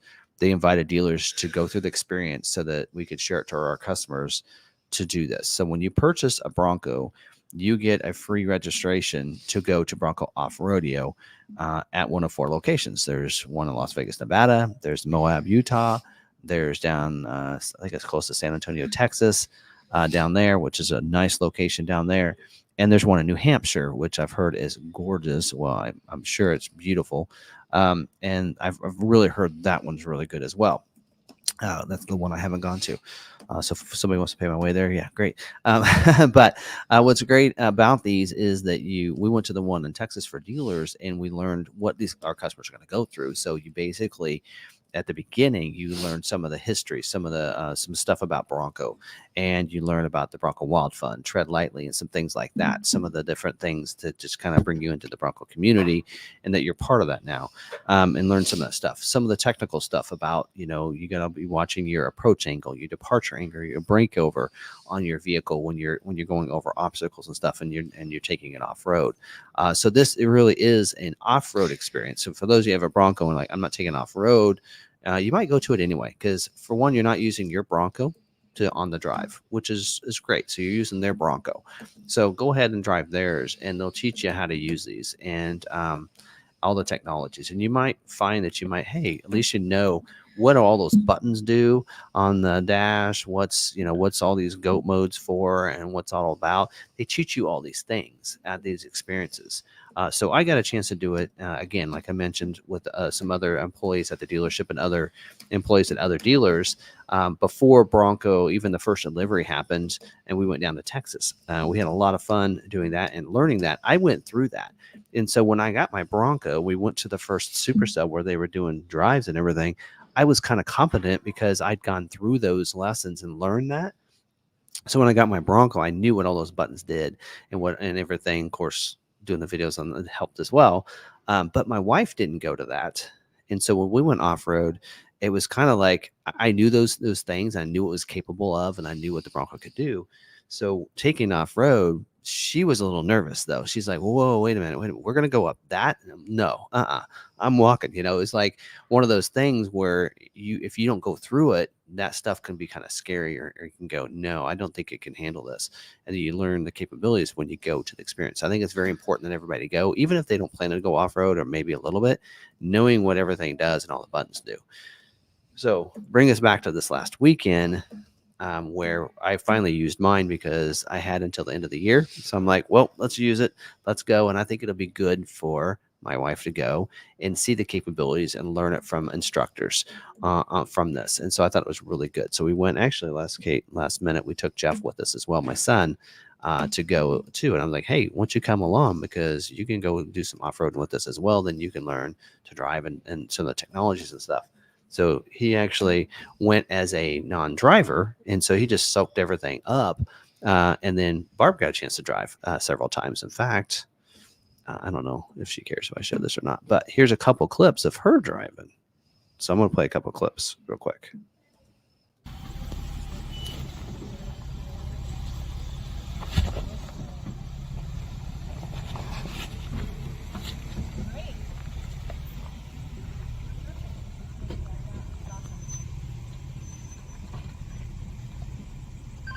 Stopping her now. So that was her first like kind of coming down, a little hard obstacle, I'd call it. But that was actually further in the day, and it was just like, hey, there's no stopping her now, because once she got in there and started getting comfortable, and they actually went through like the one pedal drive with her, and she learned how to use that, which neither one of us really liked that much. And some of the others, and like she had said, that was actually Melissa Clark there that was leading that part of it, and like they had said was, okay, at least you know how to use these things, and you may never use it. May like, hey, I don't like this, or I could see a situation where I might use that. So we learned about goat modes and putting them in and doing it that way instead of just hitting the 4 high or 4 low and some of those things. So she got a lot more comfortable doing it, and that was later in the day. And she also, went up some other things too, but it really helped her comfort level. I think once she got in there and started being comfortable with it, I never got back into the driver's seat. I was in the back seat. I'm like, well, I guess this is my new location now. I'm no longer in the front seat. But it gave her a lot of comfort level going to that. And that's why I think it's really important, especially if, not just that, but for us, I do a lot of the driving. When we went the second day, we went off-roading out in Moab. We did 7-mile rim.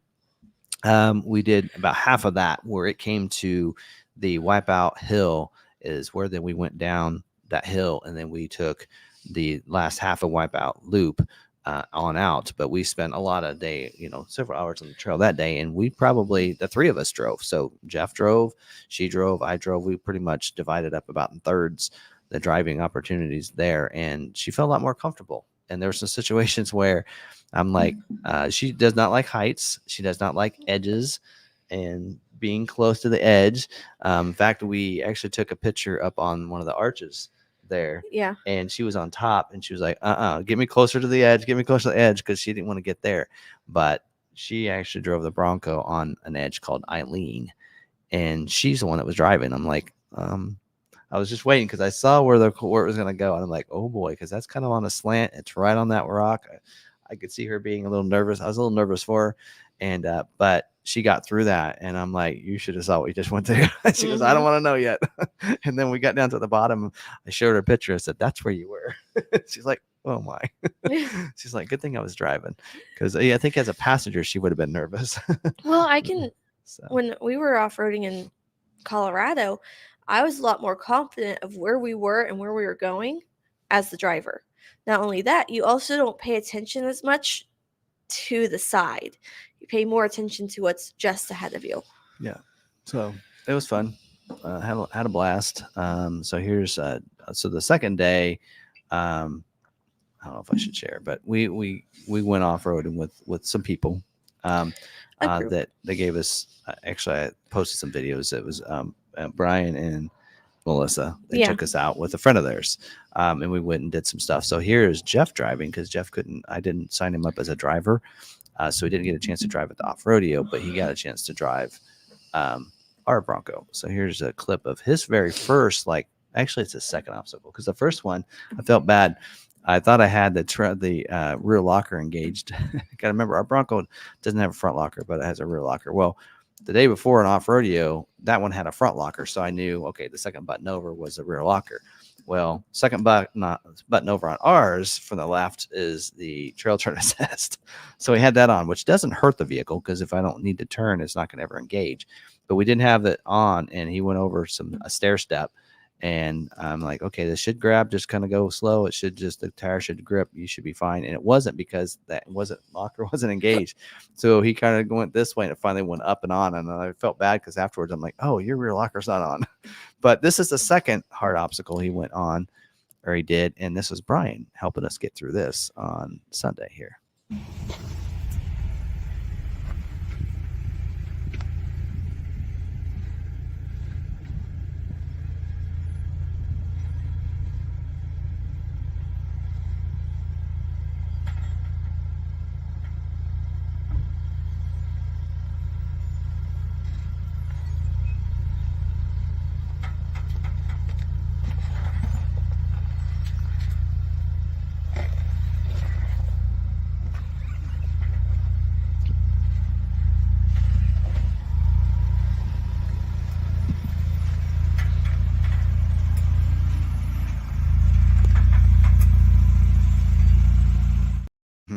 So that was really cool.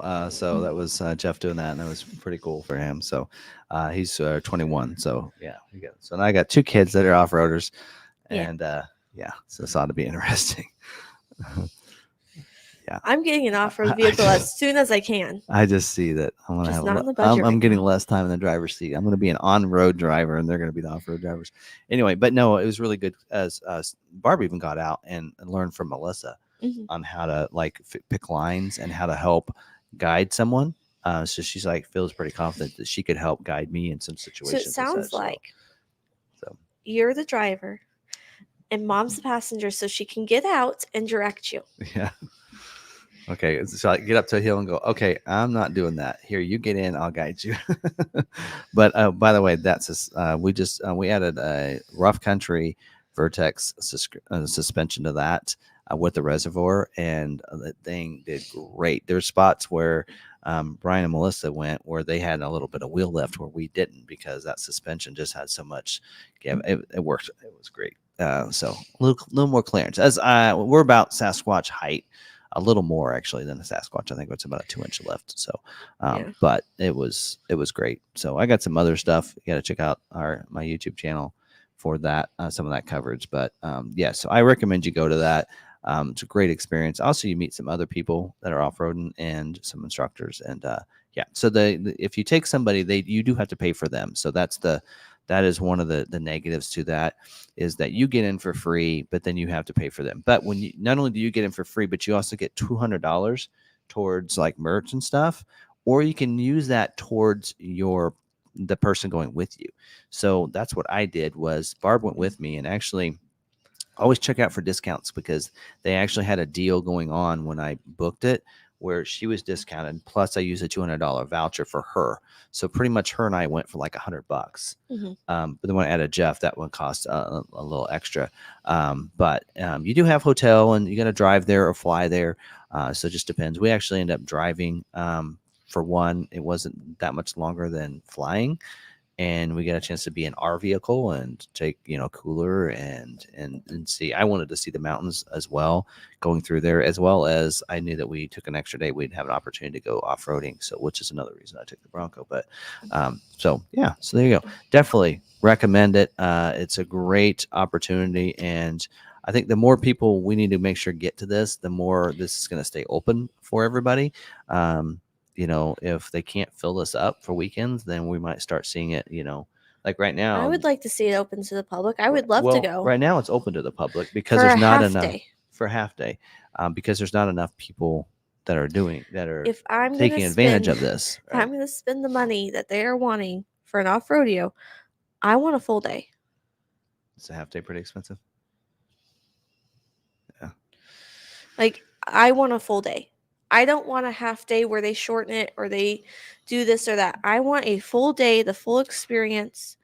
I want the full lesson. So when I went to the Nevada one, I did a half. It basically was a half day. Mm-hmm. And they basically didn't go through the stuff. They just said, hey, we're going to teach you on the trail. So basically you get a crash course on the trail. Right.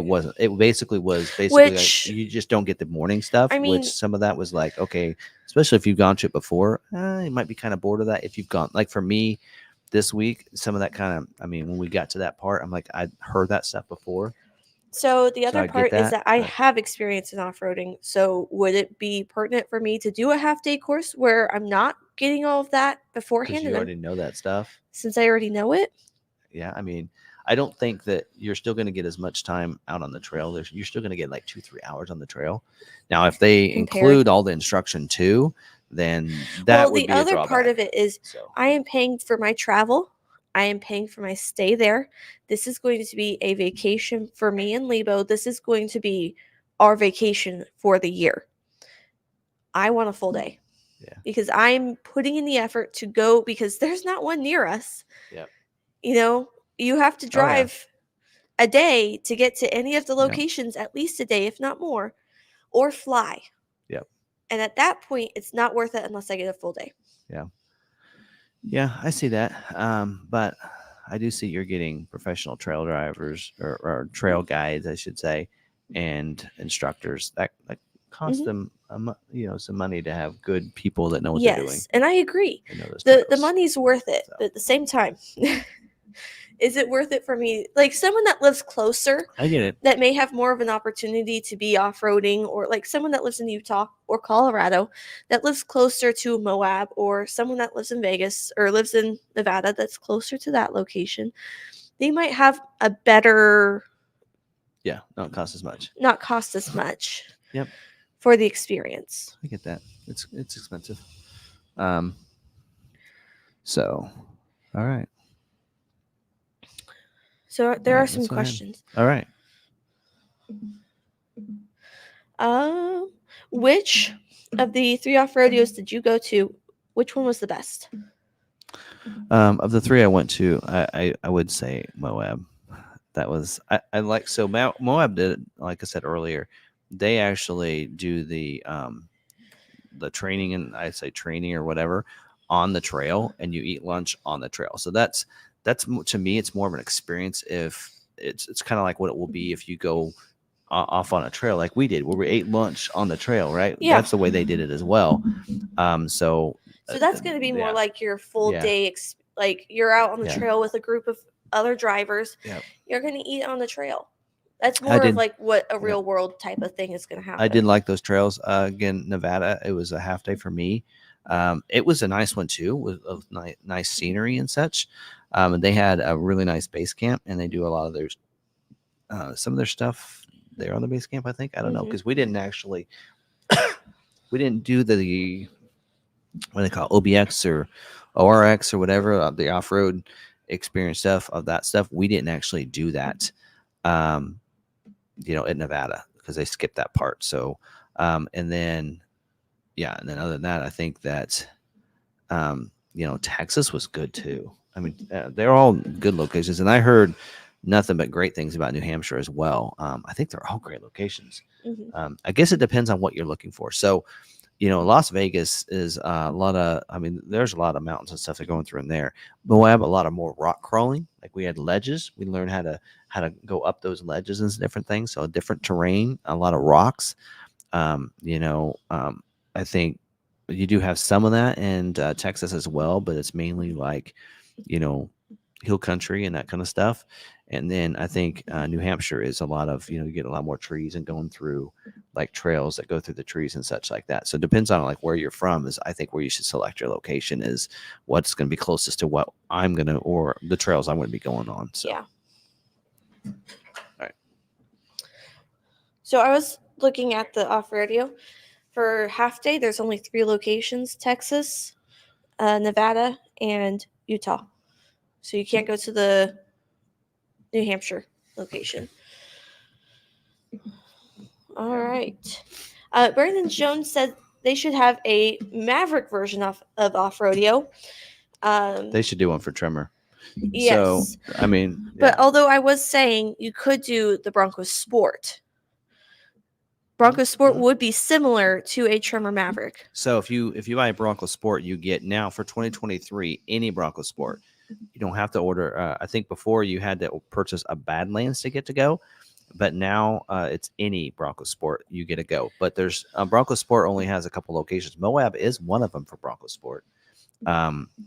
New Hampshire, I think, is another location, and maybe Texas. So I think Nevada, Las Vegas is Raptor. And the only place if you get a Raptor is in Las Vegas is where you have to go for Raptor. They have Raptor Valley there.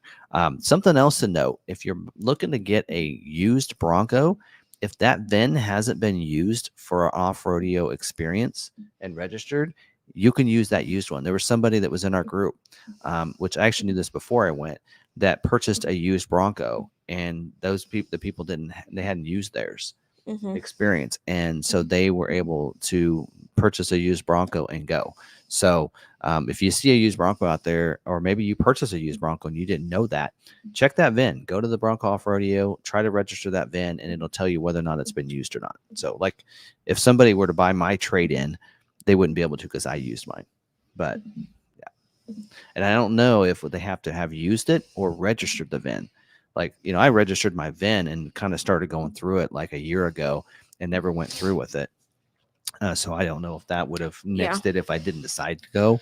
But there you go. And I don't know if as I used one, if that expired, because I do know, like I heard that if you bought a 2022, you have till the summer, I think July or something, to use yours. So if you got a 2022, you got to make sure you get there spring, early summer of next year. So there you go. And then 23s, of course, you'll have a little longer. But on the used one, I don't know what I would assume. Maybe there isn't a time. I don't know. I think right now, I don't know why they're capping it. So if they're struggling to get people there, why would you cap at 21 and say, hey, you have until December? if you need people to go. So that's one thing I don't know. I don't quite understand, but Mm-hmm. I'm probably method. But um, besides that, there are other experiences as well like this. So if you get like any Ford Performance vehicle, there is racing schools as well. So, and then if you get an F-150, any Raptors, you get a Raptor school. So they do an off-road school too. So I know F-150 Raptor, it started with that. I would assume when you get a Ranger Raptor, you get the Raptor school as well. And then, of course, Bronco Raptor, you get the Bronco Raptor experience. But also any of your performance cars, too, that you get. I don't think about a Mustang GT qualifies, but like a Dark Horse, I think. I know that when you got the, what can I think of it now? The one that was basically the Dark Horse replaced this year.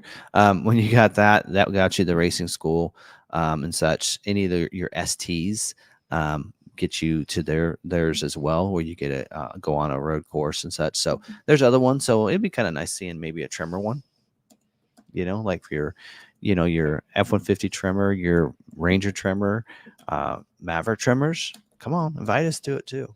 So those should be off-road capable. Let's go. So invite them to something like that too. We can even use the Bronco course. Mm-hmm. Anyway, so keep that in mind too. So that's always fun. So I love that they have those experiences. So Yeah. I just looked it up. For one person to go to a half day, it's $924. oh geez, that's expensive. Mm-hmm. So again, I want a full day. Yeah. Oh well. I will say I loved it. Great experience. Yeah, but yeah, I know. Mm-hmm. For me, like I said, I got the free registration and Yeah. and such, but it was fun, and I think it was really helpful because we like doing the off-road when we went to Wisconsin and such, and your mom really hated to miss the Colorado one. But I think now that because she never really was even thought about driving until going to this, and now she's like, I want to do more. So Mm-hmm. she even said today she wished she was still in Moab. So it was a lot of fun. Yeah. All right. So RagnarCon said, I think the $200 for merch was for Bronco reservation holders. If you bought the Bronco after the reservation system ended, he's not sure if you'll get the voucher unless they extended it to all Bronco owners and he didn't realize, which is possible. Mine was a reservation, so I did a reservation and then purchased it. So that might be true. Because you had to wait. Yeah, that might be true. But also, I know that when I did it, there was a discount too for the second person. So yeah, I don't know. I wonder what Ford's reasoning on the $100 increase for Edge, since it's last year of production. Maybe that it was a destination, right? Or was it wasn't destination. No. Yeah. I'm wondering if they're seeing it could be a part or something. Yeah. I was gonna say maybe they're raising the price because they saw an increase in the Edge. No. I think it's usually just a part or something that goes up. Oh, Mom's in. Oh, stop talking about her. Wishing I were still in Moab for more reasons than just off-roading. I agree. I want to be there. The scenery was beautiful. Yes. I mean, it looked gorgeous. It was, yes. We want to go to Lake Tahoe eventually. Like, that is one of Lebo's bucket list places to visit. He wants to go to Lake Tahoe, which is in California. So, which they also have off-roading courses out there, trails and such. Yeah. So, all right. Ordered a 23 F350 under X-Plan price with a 2000 PCO that wasn't built. Got Ford exec office to help. Told me be specific that you want to confirm your 23 model year rollover into 24 and not place a new order so that you do not lose your place in line or price protection. X-Plan is $1,000 higher now. Truck shipped yesterday. What do you think I can expect? Ooh. There's a lot there to unpack here. So I don't understand. They said so you do not lose your place in line. which So you got a private cash offer, $2,000 for 23. Now you're getting a 24, I assume. Roll over to 24. I don't know. The best thing you're gonna do is get whatever you can get on your when they go to pull your incentives in Smart Vincent. They'll be able to see any offers that are available for you. Yeah. So. Yeah, that's what you're gonna have to do is just have the dealer pull your Smart Vincent and see what's available for you. That's the best thing. Because in Smart Vincent, I mean, anything that's not like the dealer, like those private cash offers, that's not gross to the dealer. They get nothing. If they don't use it for you to lower the price, it doesn't help them any. They don't get any. That's not profit for them. So it's not like it helps them. So there would be no reason why they would not want to give it to you. So. all right.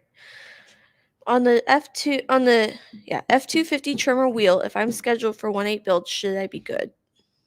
Oh, if you're already scheduled, yeah, that's for people that are trying to get scheduled. That wheel's a constraint. Yeah. So those are most of the questions we have. Rev Nation wanted to know if you've driven a Mustang GT with a manual transmission. I have not. Most of ours are automatic. Yeah. Well, I have. Did you drive the Dark Horse? I backed it out of the picture building.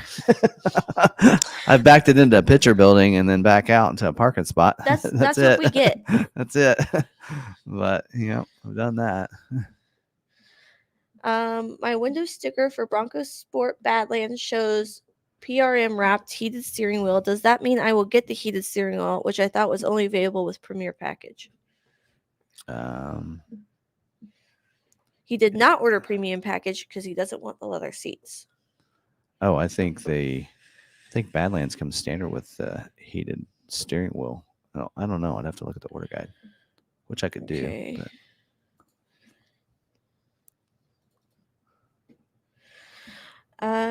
Here I can answer Brandon while you do that. What's the normal scheduling pattern for Maverick, bearing the weirdness of holidays? Is it once a month when allocations are announced? So allocations are sent out as a monthly basis. So we get our allocations based for that month. We tend to get all of our scheduled the first week because we have so many orders in the order bank for Maverick. Ours tend to get filled up in that first week because we have such a good selection for them to choose from. Now, if we didn't have such a good selection, they may choose a bunch the first week, then reassess in the second week, they'll schedule some, and for the third week, they'll schedule some, depending on how many weeks of scheduling they plan to do that month. So for us, our allocations tend to go within the first week. So what you'll see is, first or second week of the month is usually when they schedule. Yep. Okay, so looking at Bronco Sport order guide. So Badlands comes with a leather wrapped steering wheel. The premium package gets a heated steering wheel. So the only way you're going to get the heated steering wheel is if you're a premium package. So your window sticker wouldn't show that as a separate item unless it's under that premium package. It might list premium package on there. So there you go. So maybe what you're seeing is maybe you're seeing premium leather wrap steering wheel, but not heated. So there you go. Anyway, there we go. Any other questions? No other questions? Any? That's all I had pulled aside. So if I didn't answer your question, drop it below. There were a couple of times where I was looking through questions and I may have missed you. Yep. And I do have some clips from some of our adventures the other day, but they're some of them are kind of long and might bore some people. But we could do that as part of the after hours if anybody that wants to. How many miles are on your Bronco? 12,000. Right around 12,000. It went over a little bit. My next oil change is 16. That's all I know. Are we discounting Lightnings? Yeah, we are. Got several on our lot right now Mm-hmm. that are discounted. I don't know if we're supposed to or not, but we can't sell them otherwise right now. Yeah. And I know if you order, Mom says 14. okay, I think it was close to almost 13 before we left, so it's probably right. I know that we have a deal right now. If you order a vehicle from us, we're discounted. Like Pro's 1,000 off, XLT and Flash is 2,000 off.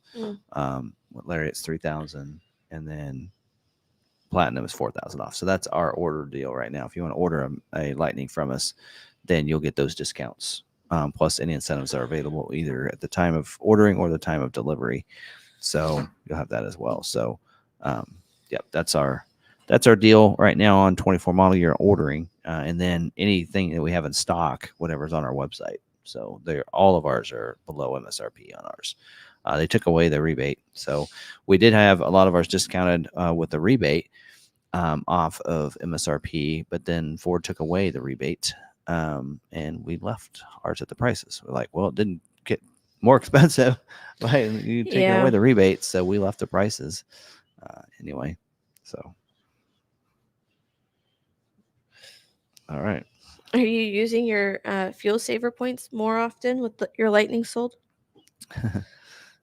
We don't have a Hy-Vee, but Dylan's. Yes, we have Dylan's rewards. So yeah, there were some months when I had the Lightning where we didn't use all of our fuel points. Mm-hmm. I remember, wasn't there once we were like, "Hey, do you need to fill up your car?" Yeah, she called me. She's like, "Hey, do you need to fill up your car?" I'm like, "Yes." She's like, "Well, there's some points in there. Okay, I'll go use them." Well, we had some, I think, but now we use them. Yeah, I think she had like a whole month, and she was like, "Hey, go use them." And so Lebo and I took like my car over his car, and then while I sat there and held it, like he filled up his, left, and I filled up mine, and he came back with his town car and filled that one up. We're selling town cars if you want a town car. No thanks. All right. Anyway, but yeah, we're already talking about going to Tennessee to Bronco Supercell. Somebody mentioned about going to all of the off-road events, so we're probably going to go to Supercell, Tennessee. Actually, Melissa was talking about it. She might be going as part of Bronco Nation. She might be there. So, anyway, we'll see what else. I think we're thinking maybe this summer we'll go to Colorado in July, maybe sometime around in there. They said that's kind of the best time to hit some of those trails, especially like Tin Cup Pass that we did and some of those. So, I mean, now I think we have more confidence in seeing, trail and going, oh, okay, can we get around that or not? And knowing what we can do. I feel pretty confident if the trail's the same as it was, a Tin Cup was when we went and did it last time, that even the Maverick could get through there. So she said, yes, let's go to Tennessee. So maybe I should get the campground figured out. Of course, last time I got the campground pretty late, and so we'll probably do the same thing this time. So anyway. So let's say a person places an order in late February. The allocations for scheduling would come the first week of March. Did we answer that earlier? Well, he was talking about January. Oh. Possibly in what time frame he should expect it to get to the dealership. I see. If it were scheduling the first month after that. So if you placed an order in late February, then we're probably looking at a March allocation scheduling, and they schedule 2 months in advance. Yes. So they usually schedule 2 months in advance. So like when we start seeing January, it'd be for March scheduling. Yeah. So February scheduling would happen for April build dates. Yes. So if you want like a March build date, we'd want to use January's allocation for that if we can get it. And I can't guarantee that. We have, I think last I saw, we were at 38 orders. But I don't know how many allocations we're going to get. We're not going to get like a big number like we did this last time, because that was a 2 month scheduling. And I believe that they scheduled because they wanted to get all carryovers. So I think they gave dealers what they needed to get those carryover orders scheduled. And that's why we got 150, because we had about that many carryovers, priority twos. So what they saw was how many priority twos you had. And that's, I think, what they tried doing was giving you the allocations you needed for that. So I think like January's allocations, I think it's going to be a low number. Yeah. I'm probably seeing 20 would be my guess. So I don't think we'll get all of our unschedules scheduled then, but I could be wrong. It could change, because we already have 19 Mavericks this Mhm. month sold.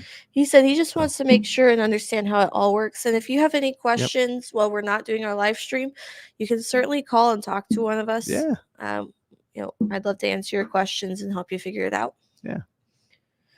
When I say call one of us, I mean call the dealership Or- and you get transferred to me. I'm like, cool, let's go. Although I do have a message on my phone.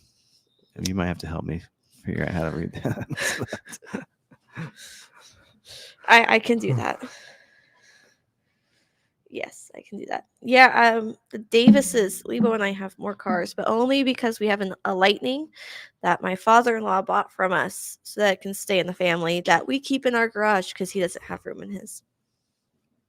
Yeah, our household, everybody has one and then the Bronco. That one's a community car. No. Other people can drive it off road, but I'm gonna be in there, Well, or at least directing and guiding. Yes. I'm gonna be close. Just kidding. Or your mom. So is the Maverick a community car? I might be more flexible on that one. I still need to try driving it. I haven't driven a trimmer Maverick. Mom says, no. We're gonna go. I told Mom, don't where do worry. you go, You Sophie? don't need to buy us a Bronco. Our next vehicle is going to be an off-roading vehicle. So we looked. Tell Creek's like a green. That's like a 1 or something. We're like, oh boy, that will be so easy after what we've done. But what we probably need to do is we'll just wait for it to snow, and then that'll make it a 3. Yeah.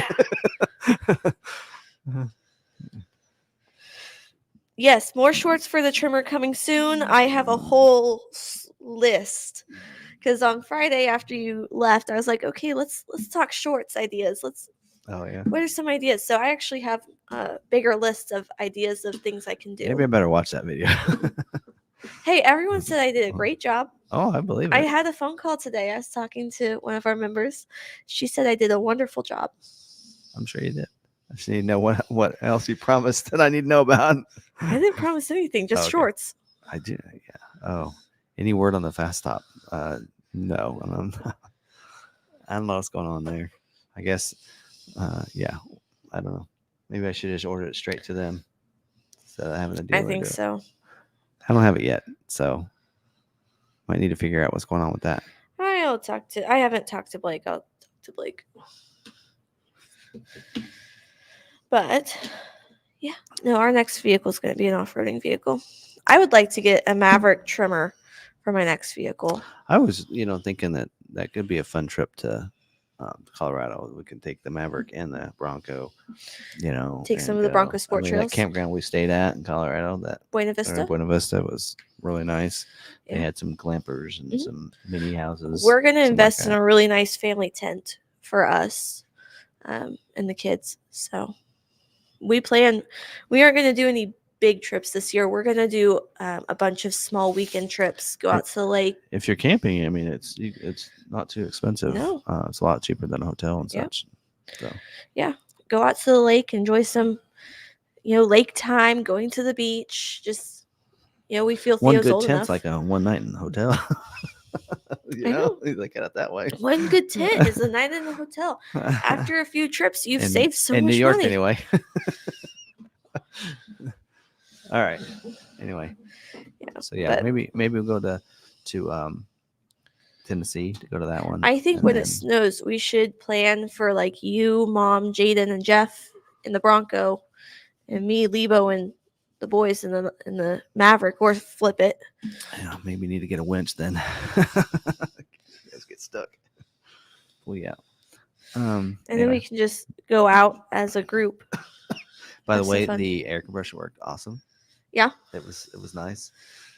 So we aired down pretty quick. I will say this, that Brian and Melissa, though, between the two of them, they each picked a side. They probably aired down as fast as I did by the time I got all the hoses out and plugged them in, and then they aired it down. It was about the same time. But Yeah, but they do this for a profession. but I did. Jeff tried helping with. He didn't know how to use the hoses yet because he's new to it. But so I actually had to plug in each side. So Yeah. But doing a one person thing, I probably aired it down just as quick as they did with two people doing it their way. Yeah.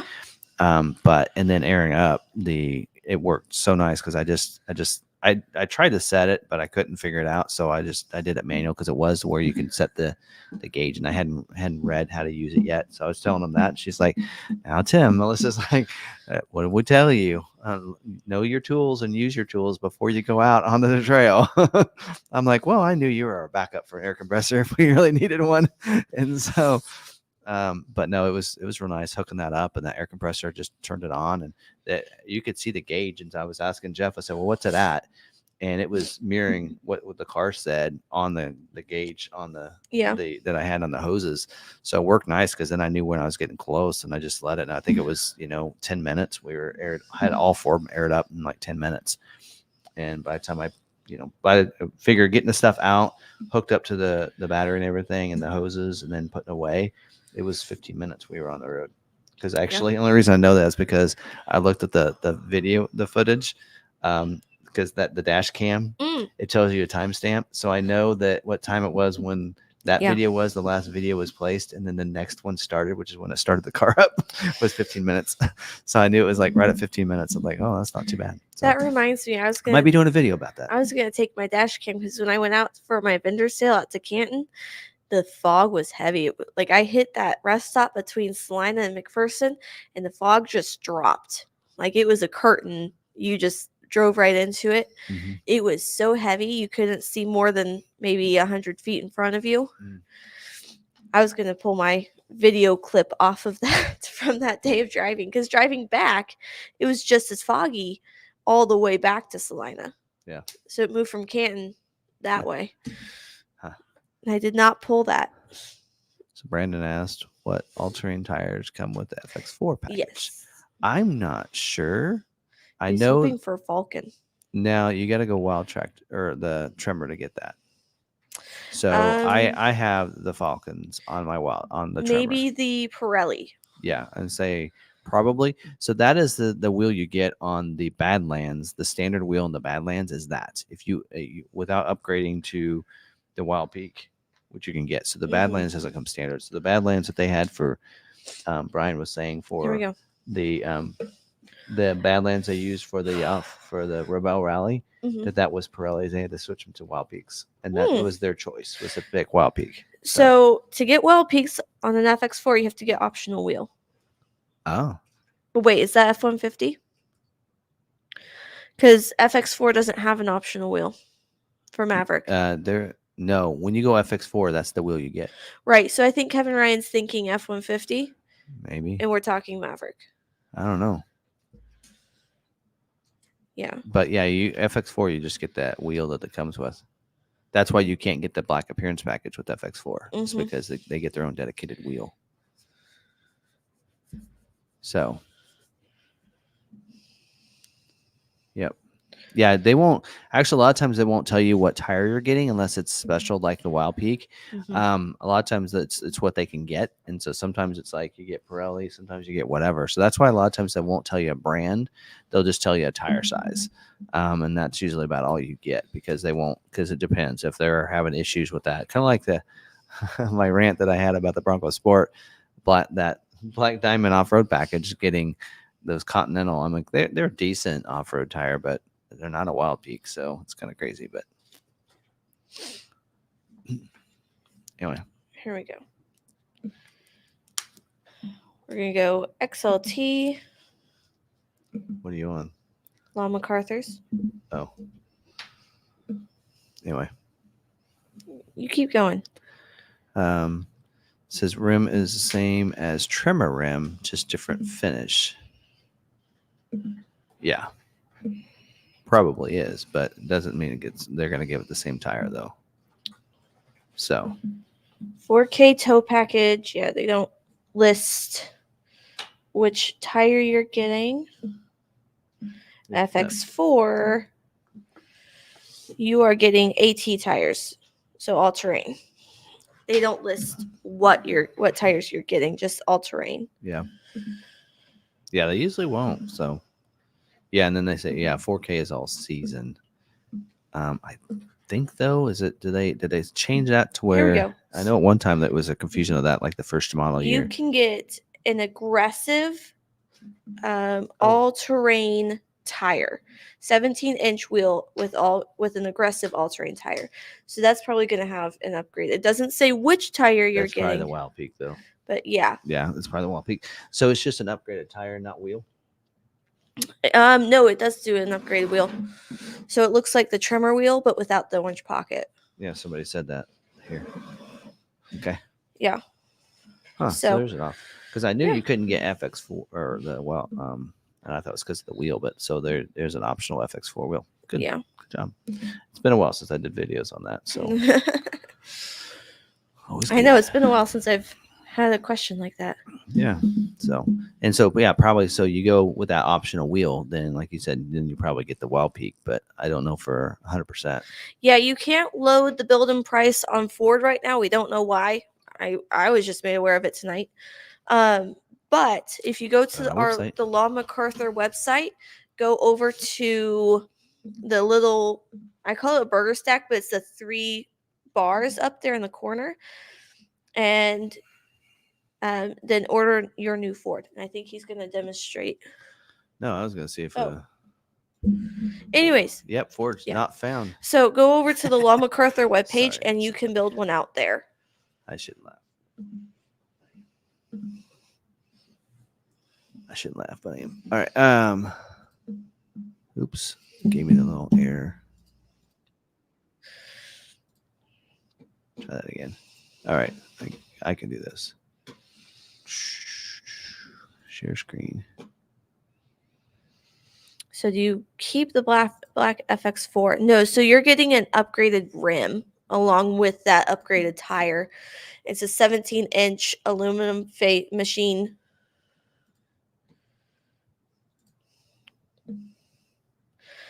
"17-inch wheel," and it looks like the Tremor wheel without the orange pocket. So yeah, on our website we have it right under here. Order your new Ford, and then you should be able to go down to Maverick if you want.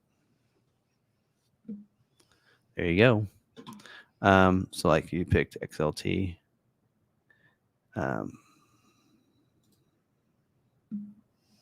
Search build, and then ours won't necessarily refresh the picture, but you get it. FX4, $800. Oh, that's a cheap package. All right, so you get that package. See, and then you can't get block appearance package with it. And then down here is where you got that 17-inch wheel with aggressive tire, and so requires one of the following options: FX4 off-road package or 4K. So you can add that wheel to your 4K tow as well, and that would get you a more aggressive tire then. Yes. So, which I didn't realize that. So there you go. I just learned.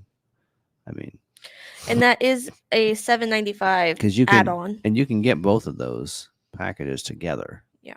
People didn't realize that. Which, So then if you you can think still about get it- that aggressive tire. So you can get 4K with, instead of all season, you can get this. aggressive So you all-terrain could get tire this wheel with your 4K, and then you get the all-terrain tire if you want. with an upgraded wheel. And so you get the upgraded wheel on it, and then you get the tire. And it doesn't say; it just says aggressive all-terrain tire. And I don't know. Would have to look if anybody did that option to see whether or not you get the Wild Peaks or not. All right, I'm going Lariat. I want to see if there it's a you go. 17-inch or if it matches. There you go. Have a good night, Misty. Thanks for coming on. Anybody else that leaves as well? We're just chatting away, but yeah, Yeah. we're almost done. So if you go up to Lariat, it doesn't have. Oh wait, there it is. So when you go up to Lariat and you add that FX4 package, you do have you have an 18-inch rim Yes. with Lariat. You don't get an 18-inch wheel with aggressive all-terrain tire. It only offers a 17-inch. Yes, so you downgrade to the 17. Yeah. So. Yeah. Which, if you're going on FX off-road anyway, I mean, that might not be a bad deal. Anyway. Yeah.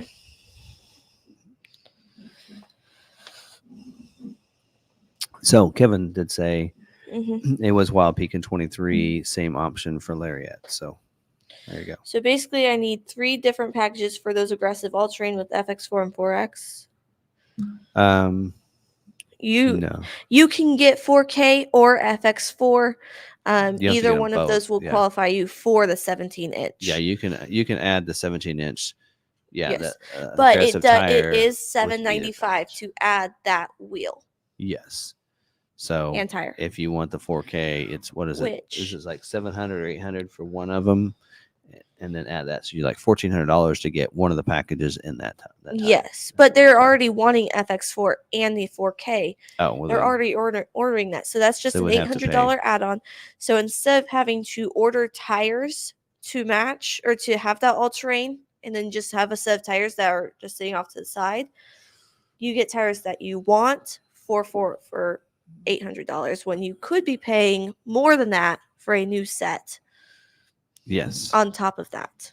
yeah, because you got to figure $800. Yeah. And I know it's just a switch out of wheels, so that's probably not the cost. It's more or less the Rims. tire, or maybe a combination of both. But yeah, it is what it is, though. Yep. All right. So I don't know if Brandon meant final question is that was the final question, or he's got one more. That was the final question. Are you sure? I don't. I'm pretty sure. All right. Okay. Well. All right. That's what I have for tonight. That's what you get when I'm not working on a Monday. Because usually I have a lot of things already set and ready to go on a Monday. I mean, we made it to 9:15. All right. He says he'll email me. He'll email. All right. Cool. Okay. Well, thank you guys for joining us tonight. Appreciate it. And sticking on this long. So Yeah. hope you guys enjoyed it. Hopefully I educated you. So I do plan to do a video on the air compressor. I don't know if it'll be on Law McArthur's or if it'll be on my Ford video guy, but so you want to make sure you're following both. I still have a video on the Ford video guy that I needed to do for I'm going to install some interior light. So Jeff's like, what's with your lights? You got like no lights back here. Here, let me turn this on. I'm like, yeah, if you open the door, you can't do that while you're driving, but you open the door, then I got dome lights. But so that's the one negative to the IAG verse. There's another brand out there that actually makes it. But so I got a light that's going to go back there, what would be right above the passenger back there. And also realize that on traveling, because I sat back there too, is that so the Bronco seat sits higher. In a lot of vehicles, that's called theater style seating, so you don't get seasick as much. Mhm. Well, that's great in most vehicles, but on a Bronco and you're an adult, when you sit up higher, you can't see out the windshield, so you're like doing this. It's like, what's that? It was like, and then even the side window, your eyes right here, so you're like doing this. So yeah, we kind of realized that it's really a 2-passenger vehicle, not necessarily Unless you have kids. So now a lot of us, what we all did is when we were going off-road and whoever's in the back, they just moved over and sat in the middle, and then just they did kind of the lean forward, like you kind of sat right between the two, because like she was like, so which way did they go? I said, I don't know, I can't see anything back here. I said, Jeff, where'd they go? Because he was up there. So it's like whoever's in the passenger seat, you better pay attention, because if you put me in the back, I'm looking at the scenery, because that's what I was doing when I was in the back. Actually, there was some time where I enjoyed it. I'm like, wow, that's beautiful, because when I'm driving, I'm kind of concentrated on the trail. So there were times where I was able to look over and look at the scenery. So how was the ride in the back? Oh, it's fine. Now on the road, it's I didn't actually ride in the back on the road. Well, I mean, but Off-roading? so, yeah, back there? off-roading, because you noticed that there was a difference between driving and passenger when we were in Colorado. Yes. But I would tell you, there's a lot of places where it wasn't any bumpier than it was in Colorado. But no, in the back, you still have that back and forth. I think like your mom actually was trying to sit in the middle, and she was using both hand things to stabilize, like working out the abs back there. So yeah, it still is a little bit, but I would say on the road though, they said you couldn't hear anything in the back. It was louder in the back than it is on the front. Oh yeah, most definitely. So, and bumpier back there because you're kind of sitting right on that back axle. So you're kind of, they said that the rear axle is a little bumpier. Yep. And I probably could adjust my suspension a little bit for that if I really wanted, probably. But anyway. All right. But it's a fun time. So. All right. I think that's all I have. So, all right. Well, thanks everybody for joining us tonight. Hope you guys learned something and I helped out any way I can. And that's what it's all about. So again, we'll definitely have a live stream next week. and Ford should have some news. There probably will be some scheduling next week, but then not after that. So we'll let you know by next week if we're gonna have a live stream the week after. So your mom said back seat is rough. So yeah, she sat back there because it's not very comfortable back there in the back. So and there's not like you can't now. It'd be nice if you could recline that seat back, but anyway, I digress. But all right, there we go. See you next week. All right. Yeah, I was just looking at that one Anthony's comment there, see if I need to answer anything there. But all right. Well, thank you very much, and hope you guys have a good week this week. Till next week or until the next video, stay positive, be kind to one another, And be kind to yourself. and we'll see you later.